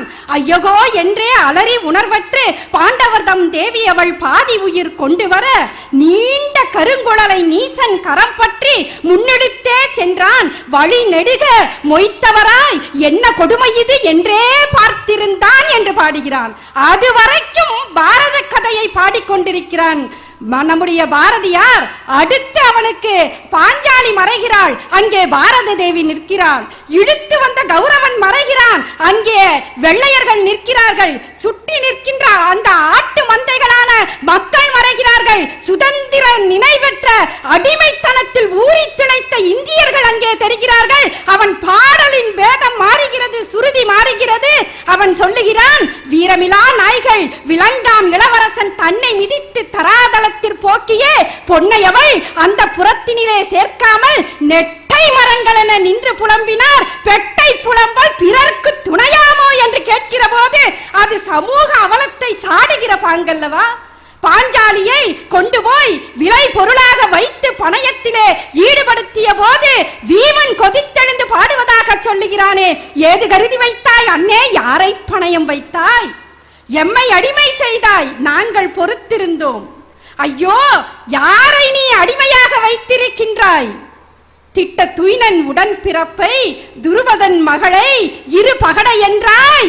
ஐயோ, இது பொறுப்பதில்லை தம்பி, எரிதழல் கொண்டு வா, கதிரை வைத்திழந்தான் அண்ணன் கையை எரித்திடுவோம் என்று சொன்னானே, அது சதை கோலமான பீமனுடைய பாடல் அல்ல, உணர்வின் கோலமான பாரதியின் வரிகள் என்பதை இலக்கியம் என்றைக்கும் எழுதி வைத்துக் கொண்டிருக்கிறது. அதனால்தான் இன்றைக்கு புதிதாக பல்வேறு கவிதைகள் வந்து விழுந்து கொண்டிருக்கிறது. ஒருவர் பாடுகிறார், நான் விரும்பாத இந்த அடையாளத்தை எதை கொண்டு அழிப்பேன், நான் விரும்பாத இந்த அடையாளத்தை எதை கொண்டு அழிப்பேன், பாம்பு தன் சட்டையை உரித்தெறிவது போல என்னுடைய இந்த உடலை கழட்டி வீசி எறிந்தால் எவ்வளவு நன்றாக இருக்கும். என் சுயம், என் அடையாளம், என் கனவுகள், என் உணர்வுகள், என் உயிர், இதை நான் எப்படி மீட்டெடுக்கப் போகிறேன் என்று ஒரு திருநங்கை இயற்கை தனக்கு அழைத்த அந்த அவலத்தை சாடி பாடுகிறாளே, கண்ணீரும் ரத்தமும் சதையுமாக வந்து விடுகிறது கவிதை. அந்த பெண் சொல்லுகிறாள், அந்த திருநங்கை சொல்லுகிறாள், உங்களுக்கு மரணம் மட்டும்தான் மரணம், உங்களுக்கு மரணம் மட்டும்தான் மரணம். ஆனால் கைகொட்டி காசு கேட்கிற ஒவ்வொரு நொடியும் மரணித்து மரணித்து உயிர்ப்பிக்கிறோம் நாங்கள் என்று சொல்லுகிறாளே, அதில் வடிகிற அந்த சமூக அவலத்திற்கு எதிரான தார்மீக கோபம் இருக்கிறதல்லவா, அது காலம் கடந்து நிச்சயம் நிற்கும். ஒரு சிறு பிள்ளை வீட்டில் நடக்கிற ஒரு காட்சியை பார்க்கிறான், அவன் எழுதுகிறான் கவிதை, அந்த கவிதை ஒரு எரி தழலாக வந்து விடுகிறது. அவன் சொல்லுகிறான், எங்கள் வீட்டில் இருந்த நகையை காணோம், பணத்தை காணோம், பாத்திரங்களை காணோம், பொருள்களை காணோம், காவல் நிலையத்தில் புகார் கொடுக்க முடியாது, ஏனென்றால் நடந்தது திருட்டல்ல, என் அக்காவின் திருமணம் என்று எழுதுகிறான். என்றால் வரதட்சணை கொடுமைக்கு எதிராக கொதித்தெழுந்த ஒரு சிறு பிள்ளையினுடைய அல்லதை சாடுகின்ற பாங்காக அதை நான் பார்க்கிறேன். அன்பிற்குரிய பெருமக்களே, என்னுடைய மதிப்பிற்குரிய சகோதரர் ராஜாராம் அவர்கள் சொன்னார்கள், 1000 ஆண்டு கால கோபத்தோடு பறை அடித்ததனால் அந்த பறை அதிர்கிறது என்று சொன்னாரே, அது கூட மறைபொருளாக சொன்னது. இன்றைக்கு கொதித்தெழுந்து சொல்லுகிறார்கள், நாயும் கழுதையும் நடக்கிற வீதியில் நாங்க நடந்தா தப்பாடா, பாம்பும் தவளையும் நீந்திர குளத்தில் தண்ணி குடிச்சா தப்பாடா, நாங்க கட்டின கோபுரம் தீட்டில்லையா, நாங்க விளைச்ச தானியம் தீட்டில்லையா, நாங்க கட்டின வீடு தீட்டில்லையா, நாங்க போட்ட ஓட்டு தீட்டில்லையா, நாங்க மட்டும் தீட்டாடா என்று கேட்கிற போது அவனுடைய கோபம் பொங்கி பிரவாகம் எடுப்பதை நான் பார்க்கின்றேன். அப்ப இப்பேற்பட்ட கோபம் தானே ஒரு இலக்கியத்தை காலம் கடந்து நிற்க வைக்கிறது. கலையின் கரங்களில் வாழெடுத்து கொடுத்து போராட வைத்தானே வீதி நாடக கலைஞன் சப்தர்ஹஷ்மி, அவன் அல்லதை சாடினான். அதனால் தான் அவனுடைய நாடகம் இன்றும் இலக்கியமாக நின்று கொண்டிருக்கிறது. புதிய பறவை என்ற ஒரு படத்திலே தான் கொலையாளி என்று நிரூபணமான வருத்தத்தை விட காதல் என்கின்ற பொறியை வைத்து தன்னை பிடித்து விட்டார்களே என்று கலங்கி கலங்கி அற்புத கலைஞன் சிவாஜி உருகி உருகி பேசுவானே, என்னை பிடிப்பதற்கு காதலையா நீ கருவியாக பயன்படுத்தினாய் என்று அவனின் உடல் மொழி ஒரு இலக்கியமாக இன்றைக்கும் இருக்கிறது. பெண்ணை வெறும் கலையிலே ஈடுபட்டிருக்கின்ற பெண்ணை வெறும் போகப் பொருளாக பார்க்கிற சமூகத்தில் அவளுக்குள்ளும் காதல் உள்ளம் இருக்கிறது என்பதை உணர்த்துகிற விதமாக பொன்பட்ட மேனியில் யார் கண்பட்டதோ நான் அறியேன், புண்பட்ட செய்தியை கேட்டவுடன் இந்த பெண்பட்ட பாட்டை யார் அறிவார் என்று தன்னுடைய நயனங்களால் கவிதை வாசித்தாளே நாட்டிய பேரொளி பத்மினி, அவளின் உடல் மொழி ஒரு இலக்கியமாக காலம் கடந்தும் நிற்கிறதல்லவா? பாலு என்பது உங்களுடைய பெயர், தேவர் என்பது நீங்கள் படித்து வாங்கிய பட்டமா என்று ஒரு சிறுவன் கேட்ட வசனத்துக்குள் ஒரு குத்தீட்டியை செருகி வைத்தாரே ஒரு இயக்குனர், அங்கே இலக்கியம் காலம் கடந்து நிற்கிறது அல்லதை சாடி நிற்பதா? இனி ஒரு நகைச்சுவை காட்சிக்குள்ள மின்னல் வெட்டாய் ஒரு வசனத்தை நுழைத்து, வெள்ளையா இருக்கிறவன் பொய் சொல்ல மாட்டாண்டா என்ற வசனத்தை நுழைத்து வர்ணாசிரமத்திற்கு எதிரான ஒரு போர்க்கொடியை அங்கே புகுத்தினானே புத்திசாலித்தனமாக ஒரு இயக்குனர், அவர் அவலத்தை அல்லதை சாடியதனால் அந்த கலை என்பது மிகப்பெரிய இலக்கியமாக காலம் கடந்து நிற்பதை நாம் பார்க்கின்றோம். இப்படி ஒவ்வொரு காட்சி அமைப்புகளிலும் திரை கதைகளிலும் இலக்கியங்களிலும் சமூக கொடுமையை எதிர்த்து போராடுகின்ற போதுதான் அந்த கலை வீரியமிக்கதாக மாறுவதை பார்க்கிறேன். இன்னைக்கு பார்க்கிறோம், பெண்களை பற்றி ரொம்ப அழகா ஒரு கவிதை சொன்னாங்க, என் நெஞ்சை தொட்ட கவிதை. ஒருவன் ஏமாற்றியதால் அவள் பைத்தியமானாளாம், பைத்தியமானதால் பலரால் ஏமாற்றப்படுகிறாளாம். இது சமூக கொடுமையை வெளிப்படுத்துகின்ற ஒரு கவிதை அல்லவா? ருக்மணி அவர்களே, நீங்கள் எழுதிய கவிதையை உங்கள் அணிக்கு சாதகமாகவா சொல்லுவது? அது இந்த சமூகத்திற்கான சாதகமான கவிதை அம்மா, தயவு செஞ்சு அதை வளைத்து எடுக்காதீர்கள். நீங்க ஒரு பெண்ணு சொல்றாங்க, ஒரு பெண்ணை எப்படியெல்லாம் இந்த சமூகம் அழைக்குது, ஃபிகர், கலர், டாவு என்றெல்லாம் அழைக்கிறார்கள், மனுஷி என்ற ஒற்றை சொல் மறந்து என்று சொல்லுகிறார். ஐயா, இன்னைக்கு ஈழத்தமிழர்கள் பத்தி எல்லாம் நீங்க பேசுனீங்க. ஈழத்தமிழர்கள் குறித்த நம்முடைய முன்பிருந்த மனநிலையில் பல்வேறு மாற்றங்கள் இன்றைக்கு வந்துவிட்டது. இன்றைக்கு நாம் எப்படி இருக்கிறோம் என்பதை மனுஷிய புத்திரன் என்ற ஒரு கவிஞன் சுட்டிக்காட்டுகிறான். அவன் சொல்லுகிறான், 30 ஆண்டுகளில் இன்றைக்கு வெறும் கண்ணீர் துளியாய் எஞ்சி நிற்கிறது என்று சொல்லுகிறானே, இதைவிட சமூக கொடுமைக்கு எதிராக ஒரு கவிதையை படைத்து விட முடியுமா என்று நான் நினைத்து பார்க்கிறேன். அப்ப இந்த கவிதைகள் எல்லாமே இப்படி வருகின்ற போது இன்றைக்கு புது இலக்கியமாக குறும்படங்கள் வந்திருக்கிறது. சமீபத்தில் ஒரு குறும்படம் பார்த்தேன். ஒரு பெரிய பளபளவென்று இருக்கின்ற வெளிநாட்டு கார், அதைவிட பளபளப்பாக இருக்கிற ஒரு பணக்காரர் அந்த காரில் அமர்ந்து போய்கொண்டிருக்கிறார்.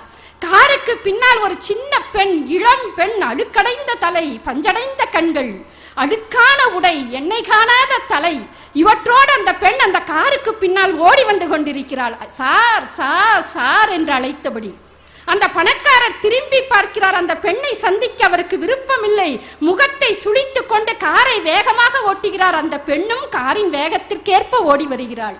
ஒரு இடத்திற்கு போனவுடன் அந்த பணக்காரர் தொல்லை பொறுக்காமல் காரை விட்டு கீழே இறங்கி வந்து, சனியனே என்ன என்று கேட்கிறார். அந்த பிச்சைக்கார பெண்மணி சொல்லுகிறாள், ஐயா, நீங்க கீழே இறங்கின போது உங்க பர்ஸை தவற விட்டுட்டீங்க, இந்தாங்க ஐயா வச்சுக்கங்க என்று அந்த குறும்படம் முடிவடைகிறது. அந்த குறும்படத்தின் கீழே 2 வரி கவிதை போட்டார்கள். சார் சார் என்று என் காரை பின்தொடர்ந்து வந்தாள், அவளை பார்க்கவே எனக்கு அருவருப்பாக இருந்தது, இப்பொழுது என்னை பார்க்க எனக்கு அருவருப்பாக இருக்கிறது என்று முடிவடைகிறது என்று சொன்னால், இலக்கியம் என்பது காலத்தை வென்று நீங்கள் நடுவர் அவர்கள் சொன்னது மாதிரி அது படைத்த காலத்தை, அது வாழ்ந்த காலத்தை வென்று வென்று அது நிற்க வேண்டும் என்று சொன்னால் அந்த இலக்கியம் சமூக கொடுமைகளுக்கு எதிராக போர்க்கொடி தூக்கினால்தான் அந்த இலக்கியம் நிற்கும். அதனாலதான் புதுமை பித்தன் சொல்லுகின்றான், அந்தரத்து தேவர்களை பார்த்து பார்த்து கால் சலித்த இலக்கியம் இன்றைக்கு மனிதனுடன் கைகோர்த்து அவனோடு சமமாக நடந்து திரிகிறது என்று சொன்னானே. அந்த புதுமை பித்தனை பார்த்து ஒரு ஜனரஞ்சக பத்திரிகையினுடைய ஆசிரியர் கேட்கிறார், ஐயா உங்க கதையை கொடுங்க, எங்க பத்திரிகையில போடுகிறேன் என்று சொன்னவுடன் புதுமை பித்தன் என்ற அற்புதமான அந்த கலைஞன் சொன்னான், என்னுடைய கதைகள் நெருப்பு, அதை உன் பத்திரிகை தாங்காது, எரிந்து சாம்பலாகிவிடும், போய்விடு என்று சொன்னானே. அந்த தார்மீக கோபம் உண்மையான கலைஞர்களுக்கு தான் இருக்கும். அவர்களால் தான் அற்புதமான இலக்கியங்களை படைக்க முடியும் என்று சொல்லி ஒரு பெண் என்ற விதத்திலே ஒரே ஒரு கவிதை சொல்லி உங்களிடமிருந்து விடைபெறலாம் என்று நினைக்கிறேன். ஒரு பெண் அவளுடைய பார்வையில் எப்படி ஆண்களை பார்க்கிறாள் என்பதற்கான அந்த அற்புதமான கவிதை அது தொடங்குகிறது இப்படி: சுக இருப்புக்காக கால் மேல் கால் போட்டிருக்கிற என்னை நெருடி போகாத பார்வையை சந்தித்தவுடன் சரியாக இருக்கும் முந்தானியை கூட இழுத்து விட்டு வைத்துக் கொள்ளாத, குழந்தைக்கு பாலூட்டும் நேரங்களில் தரை பிளந்து உள் நுழையும் வக்கிர பார்வை தவிர்த்து காற்றில் ஆடை விலகும் நேரங்களில் கைக்குட்டை எடுத்து முகம் துடைத்துக் கொள்ளாத ஆண்களுக்கு நண்பர்கள் என்று பெயர். நன்றி, வணக்கம். உமா மகேஸ்வரி மிகச் சிறப்பாக பேசியிருக்கிறார். நல்ல கவிதைகளை உயிர்ப்போடு சொல்லியிருக்கிறார். அவருக்கு பட்டிமன்றத்தில் சார்பில் நான் பாராட்டு தெரிவிக்கிறேன். கோவையிலே இருந்து பருத்தி பூக்களை காணிக்கையாக கொண்டு வருகிறேன் என்று சொன்னார். ஆனால் ஊட்டி ரோஜாக்களை எல்லாம் நமக்கு காணிக்கையாக கொடுத்திருக்கிறார். அதற்கு எங்கள் பாராட்டு. இப்பொழுது கடைசி சுற்று தலைவர்கள் பங்கு கொள்ளுகிறார்கள். நேரம் அதிகமாகிவிட்டது. 5 மணித்துளி. கடைசி சுற்று தலைவர்கள் பங்கு கொள்ளுகிறார்கள். நேரம் அதிகமாகிவிட்டது. 5 மணித்துளி. நிச்சயமாக இதை மீறமாட்டார்கள். அதுவும் ராமலிங்கம் மீறமாட்டார். ஏன்னா அவர் அவசரமாக வெளியூர் போக வேண்டியவர். ஆகவே அவர் முதலிலே பேசுகிறார்.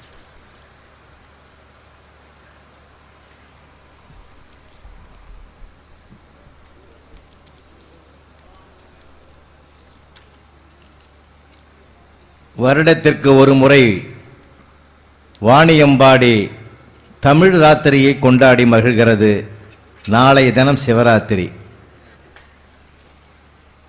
இன்றைக்கே சிவராத்திரியோ என்று வியக்கக்கூடிய அளவிற்கு மிகச்சிறந்த ஒரு அருமையான தமிழ் விழாவை நாடு முழுவதும் நாங்கள் சுற்றினாலும் இப்படிப்பட்ட நல்ல சுவஞர்களை எங்கும் நாங்கள் பார்த்ததில்லை. அப்படிப்பட்ட தேன் தமிழ் கூட்டத்தை தரிசிப்பதிலே நாங்கள் பெருமைப்படுகிறோம், மகிழ்ச்சி அடைகிறோம். காலத்தின் அருமை ஒரு 2 வார்த்தை சொல்லிட்டு நான் நிறைவு செய்கிறேன். எதையுமே அல்லது சாடணும் நாங்கள் அதில் தப்பு சொல்லலை. எந்த கெடுதலை சாடுகிறானோ கவிஞன், அந்த கெடுதலுக்கு ஒரு மாற்றம் வந்த பிறகு அது தேவையில்லாமல் போய்விடுகிறது.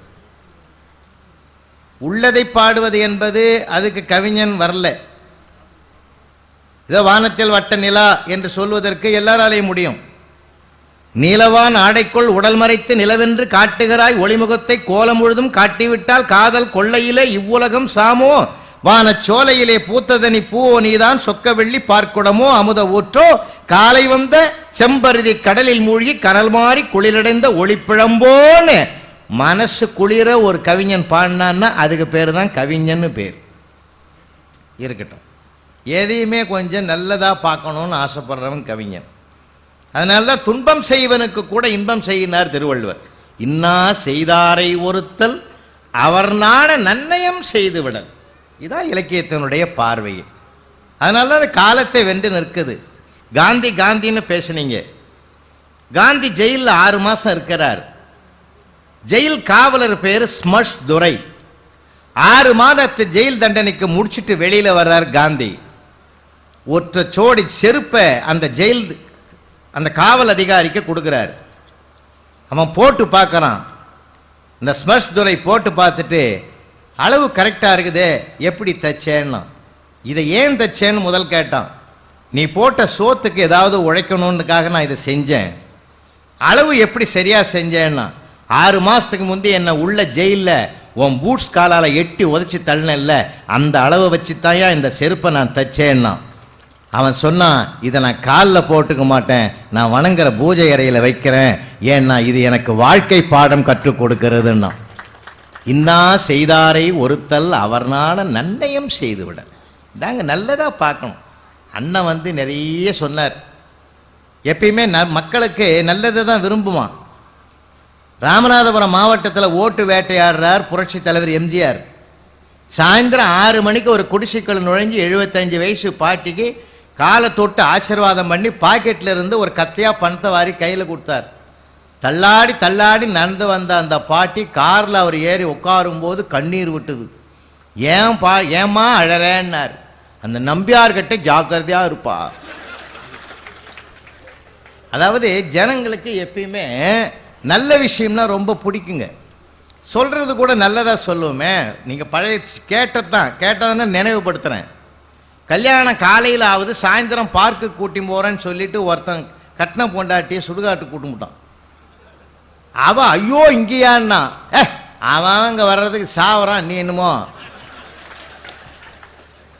அதாவது அந்த பார்வை இருக்குது பாருங்க, அந்த அணுகுமுறை தாங்க. அதைத்தான் கவிஞன் நமக்கு சொல்லி கொடுக்குறான்.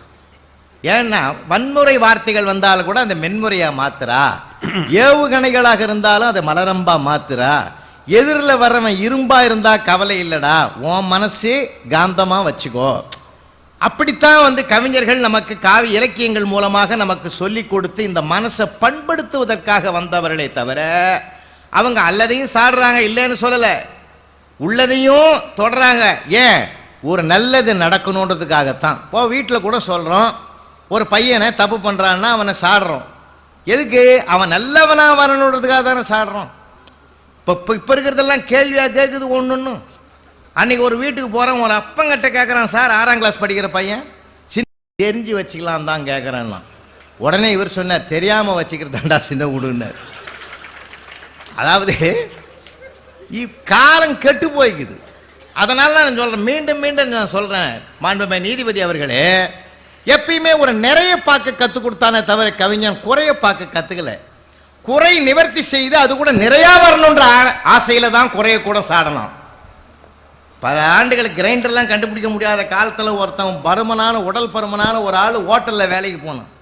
ஓட்ட முதலாளி சொன்னார், உன் உடம்பு பலத்துக்கு நீ மாவு அரைக்க தாண்டா லாய்க்க அரைப்பாடான்னு அரைக்கிறேன்னா. ஆனால் ஒரு கண்டிஷனை அரைச்சி கொண்டாந்து என்கிட்ட காமிக்கணும். அதில் என்ன பெரிய விஷயம், கொண்டாந்து காமிச்சான். தொட்டு பார்த்துட்டு வெண்ண மாதிரி அரைடான்னார்.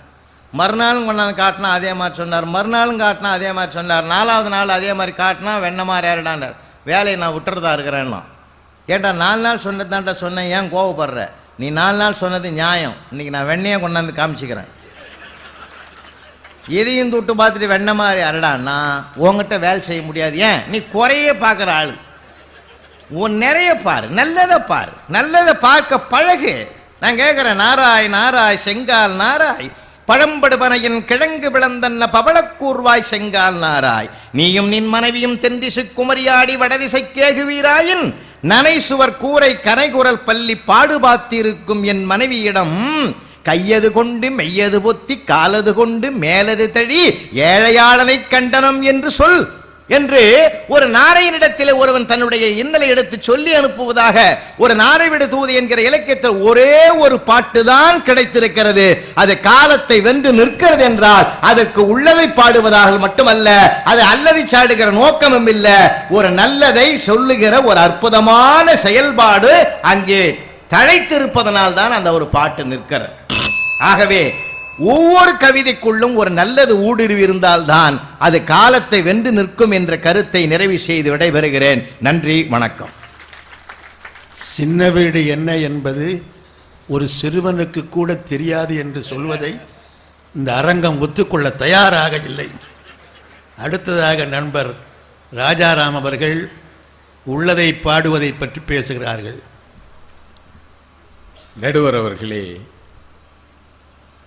இப்போ அவர் சொன்ன நாராய் நாராய் செங்கால் நாராய் என்ற பாடல்ல என்ன நல்லது இருக்கு? மதுரை வீதியில ஒருவன் குளிரில் நடுங்கி கிடக்கிறான்.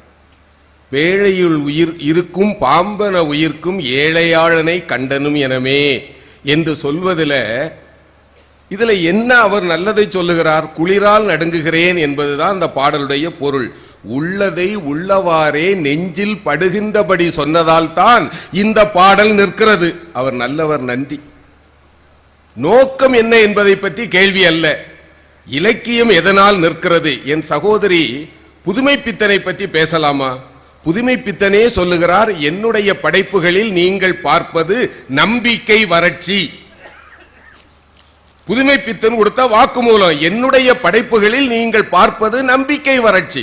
அவர் எந்த இடத்திலையும் சாடல்ல. எனக்கு நேரம் இல்லை, அதனால ஒரு சில கதைகளை மட்டும் படித்தவர்களுக்கு ஞாபகப்படுத்துகிறேன். புதுமை பித்தனுடைய அற்புதமான சிறுகதைகள் என்று கருதப்படுபவை ஒரு நாள் கழிந்தது. முருகதாசர் என்ற ஒரு எழுத்தாளனுடைய ஒரு நாள் வாழ்க்கையை அப்படியே படம் பிடிச்சிருப்பார், அவ்வளவுதான். இதுல எங்க அல்லத சாடுனார்? சிற்பியின் நரகம், கபாடபுரம், அவருடைய அற்புதமான படைப்புகள், இதுல எங்க அல்லதை சாடினார்? அதனால தயவு செய்து இப்படி மாத்தாதீங்க. பாஞ்சாலி சபதத்தில் கூட நமக்கு எதில் நெஞ்சில் நிற்கிறது தெரியுமா? தருமத்தின் வாழ்வுதனை சூது கவ்வும் தருமம் மறுபடி வெல்லும். இது உள்ளது, இது வாழ்க்கையின் இயல்பு. அதை சொன்னதால் தாங்க பாரதி நிற்கிறார். அதைத்தாங்க நாங்க திருப்பி திருப்பி சொல்றோம். இப்போ கண்ணதாசன் என்ற மகத்தான கவிஞனுடைய சிறப்பு என்ன? மிகப்பெரிய தத்துவங்களை எளிமையா சொன்னான். பூஜ்ஜியத்துக்குள்ளே ஒரு ராஜ்யத்தை ஆண்டு கொண்டு புரியாமலே இருப்பான் ஒருவன், அவனை புரிந்து கொண்டால் அவன்தான் இறைவன். இதுல நல்லதையும் அவர் இதா சொல்லல, அல்லதையும் சாடல்ல. இறைவனுக்கு இலக்கணத்தை சொன்னார், அவ்வளவுதானே. அவனை சொல்ல முடியாது. இது நீங்க என்ன சொல்றீங்க? இப்ப எங்க கேள்விக்கு நீங்க பதில் சொல்லணும். சினிமா பாடல்ல கூட வாழ்க்கையினுடைய நிலைத்த தத்துவத்தை சொன்னவன். இந்த சட்டி சுட்டதடான்னு ஒரு பாடல்ல ஒரு வரி சொல்லுவார் பாருங்க, பாதி மனதில் தெய்வம் இருந்து பார்த்து கொண்டதடா, மீதி மனதில் மிருகம் இருந்து ஆட்டி வைத்ததடாம்பர். பாதி மனதில் தெய்வம் இருந்து பார்த்து கொண்டதடா, மீதி மனதில் மிருகம் இருந்ததடான்னு பாடுனா ஒன்னும் கெட்டு போகாது. தெய்வம் பார்த்து கொண்டிருக்கும், மிருகந்தாங்க நம்ம ஆட்டி வைக்கும். அந்த ஆட்டி வைத்ததடா என்று சொன்னார் பாருங்க, அந்த ஒரு சொல்லில் தான் கண்ணதாசன் என்ற கவிஞன் கவியரசாக நிற்கிறார் என்றால், இங்கே அவர் நல்லதையும் பாடல்ல, அல்லதையும் சாடல்ல, உள்ளதை சொன்னார். நான் கேட்கிறேன், தத்துவ பாடல்களை நீங்க எதுல கொண்டு அடக்குவீங்க?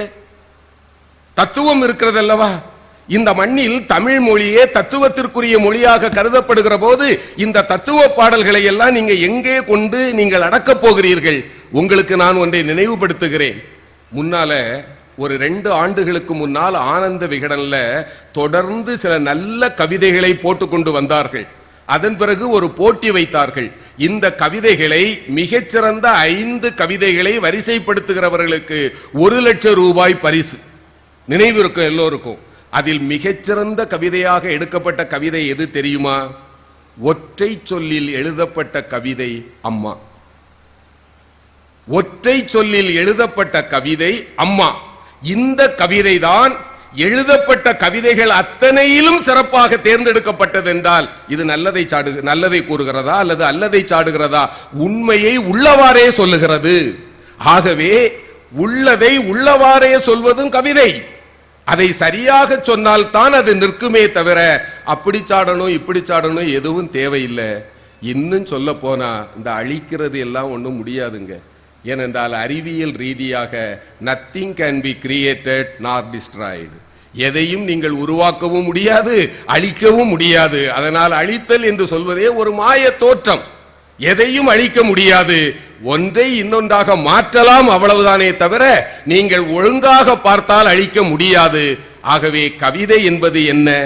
எங்களை பொறுத்தவரையில் இதுதாங்க. இந்த கவிதையோட முடிச்சிடுறேன். இதுல எதையும் யாரையும் சாடல்ல. அவர்கள் இல்லாமல் இருக்க வேண்டும்னு எண்ணம் வாரது வேற விஷயம். ஆனா உண்மை அப்படியே சொல்லுகிறதா இல்லையா? சமூகத்தில் ஒதுக்கப்பட்டவர்கள் என்று சொல்லுகின்ற மணிமேகலை பிறந்த குலத்தில் பிறந்த பெண்களை பற்றி சொல்வது, பரத்தையரை பற்றி ஒரு பெண் சொல்லுகிறாள், இரவின் விடியலில் இருள் கூட மன்னிக்கப்படுகிறது, நாங்கள் இன்னும் மன்னிக்கப்படவில்லை. நாங்கள் பசியின் குழந்தைகள். எனவேதான் குழந்தைகளின் பசியை நாங்கள் அறிந்ததில்லை. நாங்கள் இறைவனிடத்தில் வேண்டுவதெல்லாம், இறைவா எங்களுக்கு குழந்தையை தராதே, அப்படி தந்துவிட்டாலும் ஒரு ஆண் குழந்தையை தராதே, ஏனென்றால் நாளை அதுவும் எங்களை விலை பேசக்கூடாதல்லவா. நாங்கள் நிர்வாணத்தை விற்கிறோம் ஆடை வாங்குவதற்காக. இந்த கடைசி வரிதான் ஐயா கவிதை. நாங்கள் நிர்வாணத்தை விற்கிறோம் ஆடை வாங்குவதற்காக. பெண்களை பற்றி நிறைய சொன்னீங்களம்மா. ஒரு பெண் சொன்னா, கல்யாணம் ஆகல, முதிர் கன்னி, ஒரு குயில் கூவுகிறது. அந்த பெண் சொல்லுகிறாள், உன்னால் முடிகிறது குயிலே ஊரறிய அழுவதற்கு. இல்லையா? என்னால் அழக்கூட முடியலையே. இது உள்ளது. அந்த பெண்ணுக்கு திருமணமாக வேண்டும் என்று நினைப்பது வேற. ஆனா உள்ளதை சொல்றாளா இல்லையா? அவ நிலைக்காகத்தானே கண்ணீர் வடிக்கிறோம். இன்னொரு பெண் சொன்னாள், விழிகள் வானத்தை வருடினாலும் விரல்கள் என்னவோ ஜன்னலுக்கு பின்னால் தான். இல்லையா? வேற ஒண்ணு வேண்டாம். இங்க வந்த பிறகு ஐயா அப்துல் ரஹ்மான சொல்லாம போகலாமா? இந்த நாட்டினுடைய ஜனநாயகத்தை பற்றி அவர் அருமையா சொன்னார். ஏன்னா கண்ணதாசன் சொன்னார், இந்திய ஜனநாயகம் மிக அற்புதமானது, உலகத்தில் வேறு எங்கும் இல்லாத அற்புதமானது அது. ஒன்றே ஒன்று, ஜனநாயகம் அற்புதமானது, ஆனால் ஜனங்களுக்கும் அதற்கும் தான் எந்த தொடர்பும் இல்லைன்னார். அதே போல ஐயா அப்துல் ரஹ்மான் சொன்னார், புறத்திணை சுயமர மண்டபத்தில் போலி நலன்களின் கூட்டம், கையில் மாலையுடன் குருட்டு தமையந்தி. இன்றைய நிலைமையை அப்படியே காட்டியிருக்கிறாரா இல்லையா? நன்றி. நல்ல கவிதையை ஞாபகப்படுத்தினார். நலமகாராஜாக்கள் கூடியிருக்கிறார்கள், குருட்டு தமயந்தி வருகிறாள். அவ யாரு? வாக்காளர்கள். வந்திருக்கிற அந்த நலங்கள்லாம் யாரு? வெற்றி பெற்று போகக்கூடிய எம்எல்ஏ எம்பிக்கள். அவங்கள பற்றி என்ன சொல்லியிருக்கிறாரு? போலி நலன்கள். பொதுவாகவே அதில் போலி நலன் தான் வந்திருக்கிறான் அந்த கவிதையில், இது காப்பியத்திலும். அதை வைத்துக்கொண்டே அழகாக கவிக்கோ பாடியதை சிறப்பாக சொன்னார். வாழ்க. இப்பொழுது கடைசியாக நகைச்சுவை தென்றல் நகைச்சுவையார்கள்.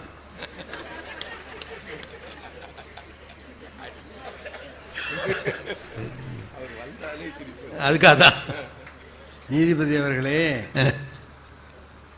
என் மேல உங்களுக்கு ஒரு நம்பிக்கை இல்லை?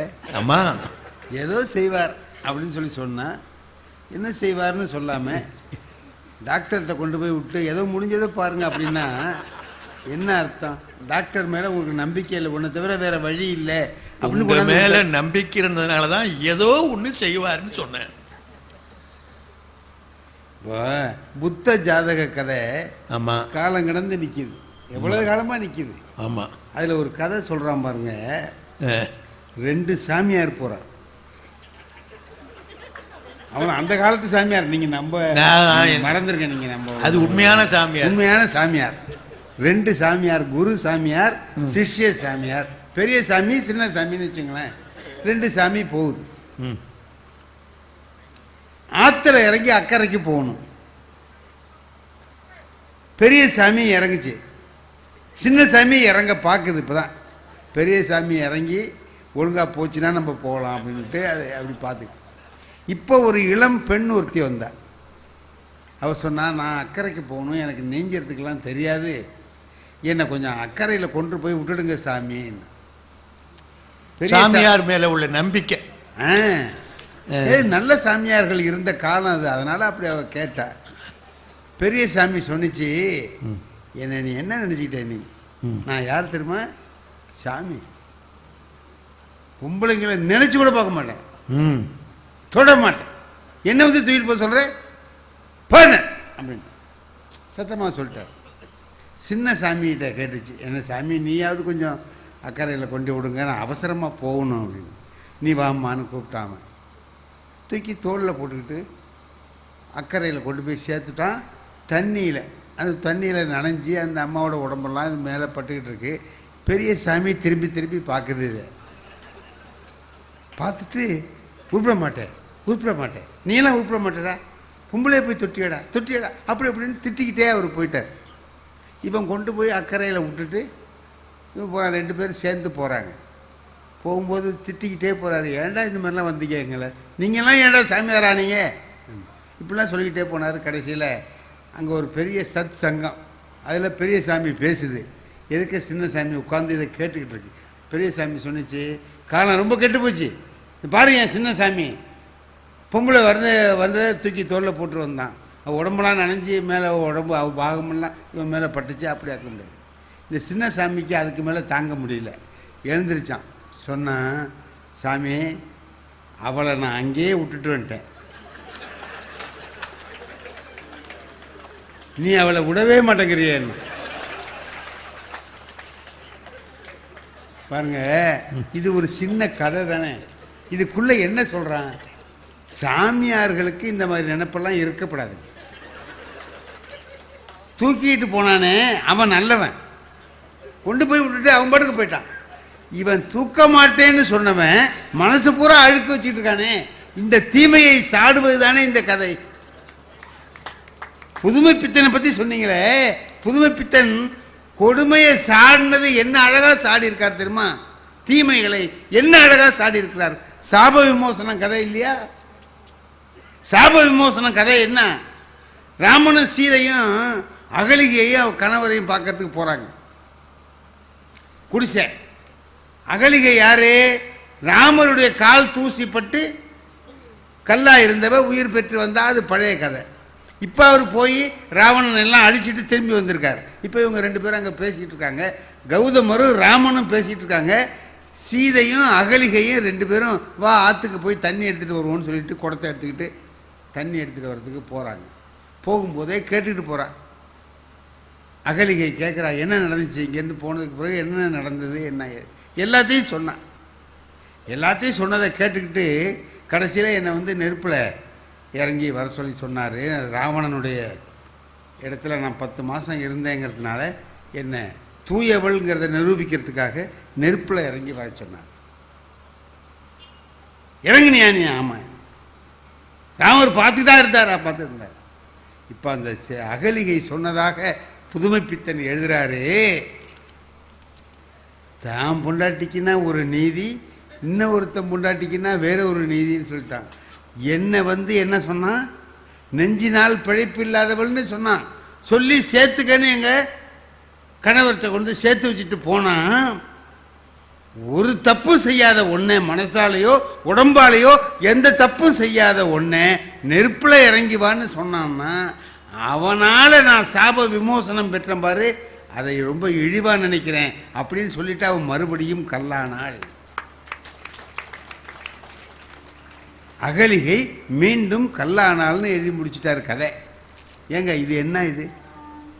இதுக்கு பேர் என்ன? தீமையை சாடுவது இல்லையா?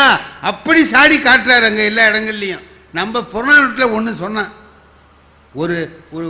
ஒரே வரிதான், நல்லது செய்தல் ஆற்றீர் ஆயினும் அல்லது செய்தல் ஓம்பு மின்ன. உன்னால நல்லது செய்ய முடியலனாலும் கெடுதல் செய்யாமலாவது இருக்கு. ஏன்னா ரொம்ப பேர் அதான் செய்வான். அந்த புலவனுக்கு தெரிஞ்சிருக்கு, கெடுதல் செய்யாம இருடா, அதுவே சமுதாயத்துக்கு நீ செய்யற ஒரு நன்மை. நன்மை செய்யணுமா, செய்ய நினைச்சுப்பார், முடியாது என்று சொன்னான். சும்மா உலகம் இப்போ எப்படி இருக்குன்னு கேட்டிங்கன்னா, ஒருத்தன் குறை சொல்லிக்கிறானே தவிர எல்லாரும் ஒரே வேலையை தான் செய்கிறான். அவனை குறை சொல்லிட்டு இவன் என்னடா செய்கிறான்னா அதே வேலையை தான் செஞ்சிட்டு இருக்கான். ஒரு கல்யாணங்க போய் மணமக்களை வாழ்த்தலான்ட்டு போனேன். காலையில் போகிறதுக்கு நேரம் இல்லை, பள்ளிக்கூடத்துக்கு போயிட்டேன். சாயந்தரமாக போனேன், பொண்ணு மாப்பிள்ளை இருக்கும் வாழ்த்தலாம்னு. அங்கே பார்த்தா பொண்ணையும் காணும் மாப்பிள்ளையும் காணும். நான் பொண்ணோட அப்பா இருந்தார், எங்கெங்கே பொண்ணு மாப்பிள்ளையை காணுமே, வாழ்த்திட்டு போகலான்னு வந்தேன்னா, அதுக்கு அந்த பொண்ணோட அப்பா சொன்னார், 2 பேரும் சினிமாவுக்கு போயிருக்காங்கன்னு. காலையில் தான் கல்யாணம் ஆகிருக்கு, சாயந்தரம் சினிமாவுக்கு போயிருக்காங்க. காலையில் தான் கல்யாணம் ஆகிருக்கு, சாயந்தரமேவா சினிமாவுக்கு போயிட்டாங்கன்னு நான் கேட்டேன். அதுக்கு அந்த பொண்ணோட அப்பா சொன்னார், இல்லை தம்பி காலையிலே தான் போகிறேன்னாங்க, நான் தான் அது வேண்டாம் மத்தியானத்துக்கு மேலே போகலான்னு சொல்லி இப்போ அனுப்பியிருக்கேன். நான் சரி ஏதோ சின்னஞ்சிரிசுகள் போனால் போட்டுன்னு நினச்சிருந்தேன். ஒரு 75-80 வயசு ஆன ஒரு கிழவி நின்றுக்கிட்டு இருந்தது என்ன பண்ணிச்சு, வாயில் கையை வச்சுக்கிட்டு அட ஆண்டவனே நினச்சி. நான் சொன்னேன், நீ அம்மா ஆண்டவனை கூப்பிட்ற, அதுகள் ஏதோ சின்னஞ்சிறுசுகள் சினிமாவுக்கு போது உனக்கு என்ன வந்தது என்ன ஆடாதே தம்பி, காலையில் தான் கல்யாணம் ஆகிருக்கு, சாயந்தரமே இது 2 சினிமாவுக்கு கிளம்பிட்டுது. எங்கள் காலத்தில் எங்களுக்கெல்லாம் கல்யாணம் ஆன காலத்தில் அப்படின்னுச்சு. என்ன உங்கள் கல்யாணம் ஆன காலத்தில் எங்கள் வீட்டுக்காரர் மூஞ்ச பார்க்கறதுக்கே 3 வருஷம் தான் ஆகிட்டுது. அதுக்கிடையில் 2வது பையன் பிறந்துட்டான்னுச்சு. நான் பார்த்தேன், பரவாயில்லையே முகம் பார்க்காமலே 2 பையன் பிறந்திருக்கான்னா பார்த்துருந்தா என்ன ஆயிருக்கும் அப்படின்னு நான் சொன்னேன். பக்கத்தில் இருந்தவர் சொன்னார் ஒன்றும் ஆயிருக்காதுன்னு. ஏன் முக அமைப்பு அப்படி அப்படின்ட்டார். ஆகவே கணம் நீதிபதி அவர்களே, இதெல்லாம் யோசனை பண்ணி பாருங்க. இப்போ நான் சொன்னதெல்லாம் என்ன அல்லதை சார்ந்தது தான். ஆகவே அவைகளில் இருந்து நீங்கள் தெரிந்து கொண்டால் அல்லதை சாடியது தான் மனித குலத்துக்கு பிடித்தது. தீமையை சாடியது அதை பார்த்துவிட்டு அது இந்த இலக்கியத்தை வாழ்நாள் புறாவும் படிக்கிறார்கள். ஆகவே காலங்கடந்து அந்த இலக்கியங்கள் இருக்கின்றன என்பதை சொல்லி அமைகின்றேன். நன்றி, வணக்கம். நடுவர் அவர்களே, 2 நிமிடம் நம்முடைய உறுப்பினர்களுக்கு உங்கள் திருக்கரங்களாலே நினைவு பரிசினை வழங்க வேண்டும். திரு வி பழனிவேல் அவர்கள், திரு ஏ வேலு அவர்கள், திரு மு நாகேந்திரகுமார் அவர்கள், திரு பார்த்திபன் அவர்கள், மூப்பா சண்முகம் அவர்கள், மா தண்டபாணி அவர்கள், வி ஜானகிராமன், மு பாண்டியன் அவர்கள், திரு மு இளங்கோவன்,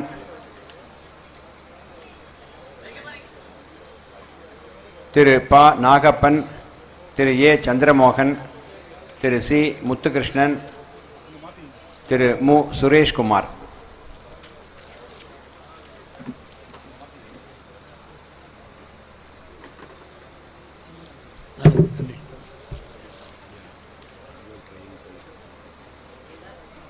மிகச்சிறப்பாக அவரவர்களுக்கு இட்ட பணியை இங்கு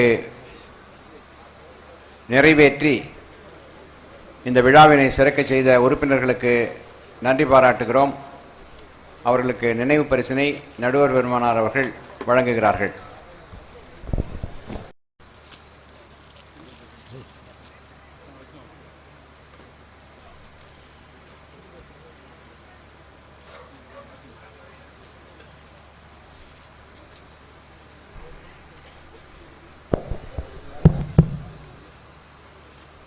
பெருமதிப்புக்குரிய வாணியம்பாடி முத்தமிழ் மன்றத்தின் பொறுப்பாளர்களே, சுபஞ்சர்களே, பெரியோர்களே, தாய்மார்களே, நண்பர்களே, பட்டிமன்ற அறிஞர்களே, உங்கள் எல்லாரையும் வணங்கி மகிழ்கிறேன். பட்டிமன்ற அறிஞர்களில் என் கூட காலையில் ஒன்றா வர்றேன்னு சொன்ன சண்முக வடிவேலும் பக்கத்து ஊருக்கு போக வேண்டியவராகிய ருக்மணி அவர்களும் தான் தங்கியிருக்கிறார்கள். மற்றவர்களெல்லாம் ரயிலுக்கு போய்விட்டார்கள். வாழ்க. அதாவது நல்லதா உள்ளதா சாடுவதா அல்லதா? முதல்ல இலக்கியம்னா என்னன்னு தெரிஞ்சுக்கணும். உள்ளதை பாடுறது இலக்கியம் இல்லை. என்னடா இப்படி சொல்கிறானேன்னு கிடைக்காதுங்க. கம்யூனிஸ்ட் தலைவர் பி ராமமூர்த்தி அவர் இலக்கியவாதி இல்லை. இலக்கியம்னா என்னன்னு ஒரு உதாரணம் சொன்னார். களத்து மேட்டில் நெல்லை அடித்து குவித்து அளக்கிறான் விவசாயி. முதல் மரக்காலை எப்படி வளர்க்கணும்? 1 2 அப்படி தானே அளக்கணும். அப்படி அளப்பது உள்ளது. ஆனால் எப்படி அளப்பான் தெரியுமா? லாபம் அப்படின்னு அளப்பான். முதலுக்கு லாபம்னு பேர். அப்போ உள்ளதை அவன் சொல்லலை, அதுக்கு தான் இலக்கியம்னார் அவர். சொல்லுகிறவன் உள்ளதை சொல்லாமல் தான் என்ன எதிர்பார்க்கிறானோ அதை சொல்வதற்கு இலக்கியம். ரொம்ப அற்புதமான ஒரு விளக்கம் அது. அது மாதிரி சொன்னார். அது மாதிரி நீங்கள் தாலாட்டை பார்த்தீங்கன்னாலும் அது ஒரு இலக்கியம். தாலாட்டை பார்த்தா உள்ளதை பாட மாட்டான். பாசமலரில் சாவித்திரி தன்னுடைய குழந்தையை தாளாட்டுவா. அவ பாடுறா, தங்கை மகளுக்காக அண்ணன் உலகை விலை பேசுவார். இந்த உலகத்தையே விலை பேசுவார். உலகத்தை எவனாலும் விலை பேச முடியாது. ஆனால் அண்ணன் மேலே வைத்திருக்கிற அன்பை, உலகளவு உள்ள அன்பை அவள் வெளிக்காட்டுகிறாள். ஆக அவள் பாடுறது பொய் தான். பொய்யா இருந்தாலும் அந்த இடத்துல அது உண்மை. அதே மாதிரி இறந்து போன ஒப்பாரிய பாடுங்க. மன்னவரே பாவம், தாலி கட்டினவனை. ஆனால் நேரடியாக ஒரு நாளும் மன்னவரேன்னு அவள் கூப்பிட்டதே இல்லை. செத்து போனவர் தான் சொல்கிறான். அப்போ உண்மையை அவள் கூப்பிடலை. தாலாட்டிலையும் உண்மை இல்லை, ஒப்பாரியிலையும் உண்மை இல்லை. ஆக உண்மை இல்லாதது தான் இலக்கியம். இங்கே கிளைமேக்ஸ்னு பேசினாங்க. கிளைமேக்ஸை யோசனை பண்ணிங்கன்னா உண்மை இல்லாதது தான் கிளைமேக்ஸ். நான் ஒரு கிளைமேக்ஸை சொல்கிறேன். ஒரு சினிமா படத்தில் ரயில் வருது, ஓடி போகிறார் எம்ஜிஆர் இந்த ரயிலை பிடிக்க. ரயில் போயிடுது. இப்போ ரயிலை தவற விட்டார் எம்ஜிஆர். என்ன செய்ய முடியும்? அந்த ரயிலை எப்படியும் பிடிக்க முடியாது இல்லையா? பிடிக்கணும்னா ஒரு காரில் போகணும். ஆனால் எம்ஜிஆர் ரயிலை பிடிக்க காரில் போனால் கை தட்ட மாட்டான், பேசாமல் இருப்பான். ரெட்டை மாட்டு வண்டியை எடுத்துக்கிட்டு ரயில் பின்னால் ஓடுறார். ரெட்டை மாட்டு வண்டியால் ரயிலை பிடிக்க முடியாதுன்னு டைரக்டருக்கும் தெரியும், கதை எழுதினவனுக்கும் தெரியும், படம் பிடிச்ச கேமராமேனுக்கும் தெரியும், இந்த படத்தை பிடிக்க சொன்ன முதலாளிக்கும் தெரியும், நடிச்சாரு எம்ஜிஆருக்கும் தெரியும். இவ்வளவு பேருக்கு தெரியும் ரெட்டை மாட்டு வண்டியால் ஒரு ரயில் இன்ஜினை பிடிக்க முடியாதுன்னு. ஏன் அதை காட்டுறான்? எம்ஜிஆர் ஏறினா ரெட்டை மாட்டு வண்டியும் ரயில முஞ்சும் அப்படின்னு இந்த அவருடைய ரசிகர் நம்புறான். அதை காட்டுறதுக்கு தான் கிளைமேக்ஸ்னு பேர். அப்போ அது உண்மையா? உண்மை இல்லை. தாலாட்டும் உண்மை இல்லை, ஒப்பாரியும் உண்மை இல்லை, கிளைமேக்ஸும் உண்மை இல்லை. எதெல்லாம் உண்மை இல்லையோ அதுதான் இலக்கியத்தில் உண்மை. புரியுதுங்களா? இப்போ ஒரு அழகான பெண் இருக்கிறா அப்படின்னா அவன் நல்ல சேலை கட்டி பூ வச்சு பொட்டு வச்சு அதெல்லாம் வைக்கிற வழக்கம் இருந்தா, பவுடர் பூசி, சில பேர் மெல்ல பூசுவா, சில பேர் அதையே அதிகமாக பூசுவா. இப்படிலாம் தன்னை மேக்கப் பண்ணிக்கிறா. இப்படி மேக்கப் பண்ணிக்கிறது தான் பொய் இல்லைங்களா? அவன் முகத்து நிறம் வேற, அவள் பூசிருக்கிற சாயம் வேற. சாயம் இல்லாமல் வரமாட்டா. சாயம் இல்லாமல் வெளியே வந்தா இவ சாயம் வெளுத்து போயிடும். ஆக உண்மையான உடம்பை காட்டுறது ஒரு பெண்ணின் அழகல்ல. அந்த பெண்ணுக்கு ஆடை, அலங்காரம், மேக்கப் எல்லாம் என்ற பொய்களை வைத்தால் அந்த உண்மை பொய் கூட உண்மையாகி விடுகிறது இல்லைங்களா? அதுக்கு தான் இலக்கியம் அப்படின்னு பேர். இங்கே நண்பர் ராஜாராம் சொன்னார், சத்யஜித் ராய் மிகச்சிறந்த உண்மைகளை எல்லாம் எடுத்து காட்டி பெரிய டைரக்டர் ஆனார் அப்படின்னு சொன்னார். அதை பற்றி ஒரு வேடிக்கையான விமர்சனம் உண்டு. சத்யஜித் ராய் ஒரு பெரிய நல்ல டைரக்டர், அதில் ஒன்றும் சந்தேகம் இல்லை. ஆனால் அவர் படம் பிடித்ததெல்லாம் சமுதாயத்தின் குப்பை தொட்டிகளை. ஒரு பெண் தன் வறுமைக்காக தன் கற்பை இழந்தால் அதை உண்மை என்று எடுக்கிறார். உண்மைதான். இந்த படம் வெளிநாட்டில் ஓடுகிறது. இந்த நாட்டின் அவலங்களை வெளிச்சம் காட்டுவதுதான் சத்யஜித் ரேயினுடைய உண்மை விளக்கம். அதை யாரும் ரசிக்க முடியாது. அந்த ஊர்காரனே அவர் ரசிக்கல. ஆனால் அவருக்கு எப்படியோ அந்த பேர் வந்துட்டது. உண்மை எது என்றால் யாரையும் நோகடிக்காமல் எடுத்து காட்டுவதுதான் உண்மை. ஆனால் சமுதாயத்தின் சீரழிக்கப்பட்ட நிலைகளை எல்லாம் சத்யஜித் ராய் படமாக பிடித்தார். அது இலக்கியத்துக்கு விரோதம். அதை சொல்லக்கூடாது. அடுத்தது, அதனால உள்ளதை சொல்வது இலக்கியம் இல்லை. ஒரு முடிவுக்கு வந்துள்ளலாம். உள்ளது மாதிரி சொல்வதுதான் இலக்கியம். ரெண்டாவது, சாடுவதே ரொம்ப அற்புதமான, நமக்கு கிளர்ச்சி தரக்கூடிய ஒரு பகுதி. அல்லற்பட்டு ஆற்றாது அழுத கண்ணீரன்றே செல்வத்தை தேய்க்கும் படை. சிலப்பதிகாரம் சொல்லுகிறது, ஒரு பெண் கண்ணிலே கண்ணீரோடு கூந்தல் அவிழ்ந்து கீழே விழ கையிலே சிலம்பை எடுத்துக்கொண்டு ஒரு மன்னனுடைய அவையிலே போய் நிற்கிறாள். என்ன துணிச்சல்! அப்படிப்பட்ட ஒரு செயலை காட்டுவது ஒரு மாமன்னனுக்கு முன்னால். மகாத்மா காந்தி ஒரு பெரிய பேரரசை எதிர்த்தார் என்பது பெரிதல்ல. ஒரு குடும்ப பெண் அந்த காலத்தில் சர்வாதிகாரியாக இருந்த பாண்டியனுக்கு முன்னால் போய் வழக்குரைத்தாள் என்பதுதான் மிகப்பெரிய அற்புதமான படைப்பு. அந்த படைப்பு அல்லதை சாடுகிறது, இல்லை என்று சொல்ல முடியாது. ஆனால் அது காலத்தை வென்று நிற்குமா? சிலப்பதிகாரம் காலத்தை வென்று நிற்கிறது, நான் இல்லை என்று சொல்லவில்லை. ஆனால் அல்லதை எதிர்ப்பதெல்லாம் நிற்குமா? சோவியத் யூனியனில் 70 ஆண்டுகளுக்கு முன்பு பொது உடைமை புரட்சி செய்து லெனின் ஒரு மாபெரும் சாம்ராஜ்யத்தை சாதித்து காட்டினார். 70 ஆண்டுகளுக்கு பின்னால் அந்த சாம்ராஜ்யம் அழிந்தது. பொது உடைமை பூங்கா முதலாளித்துவ மனப்பான்மையாக போனது.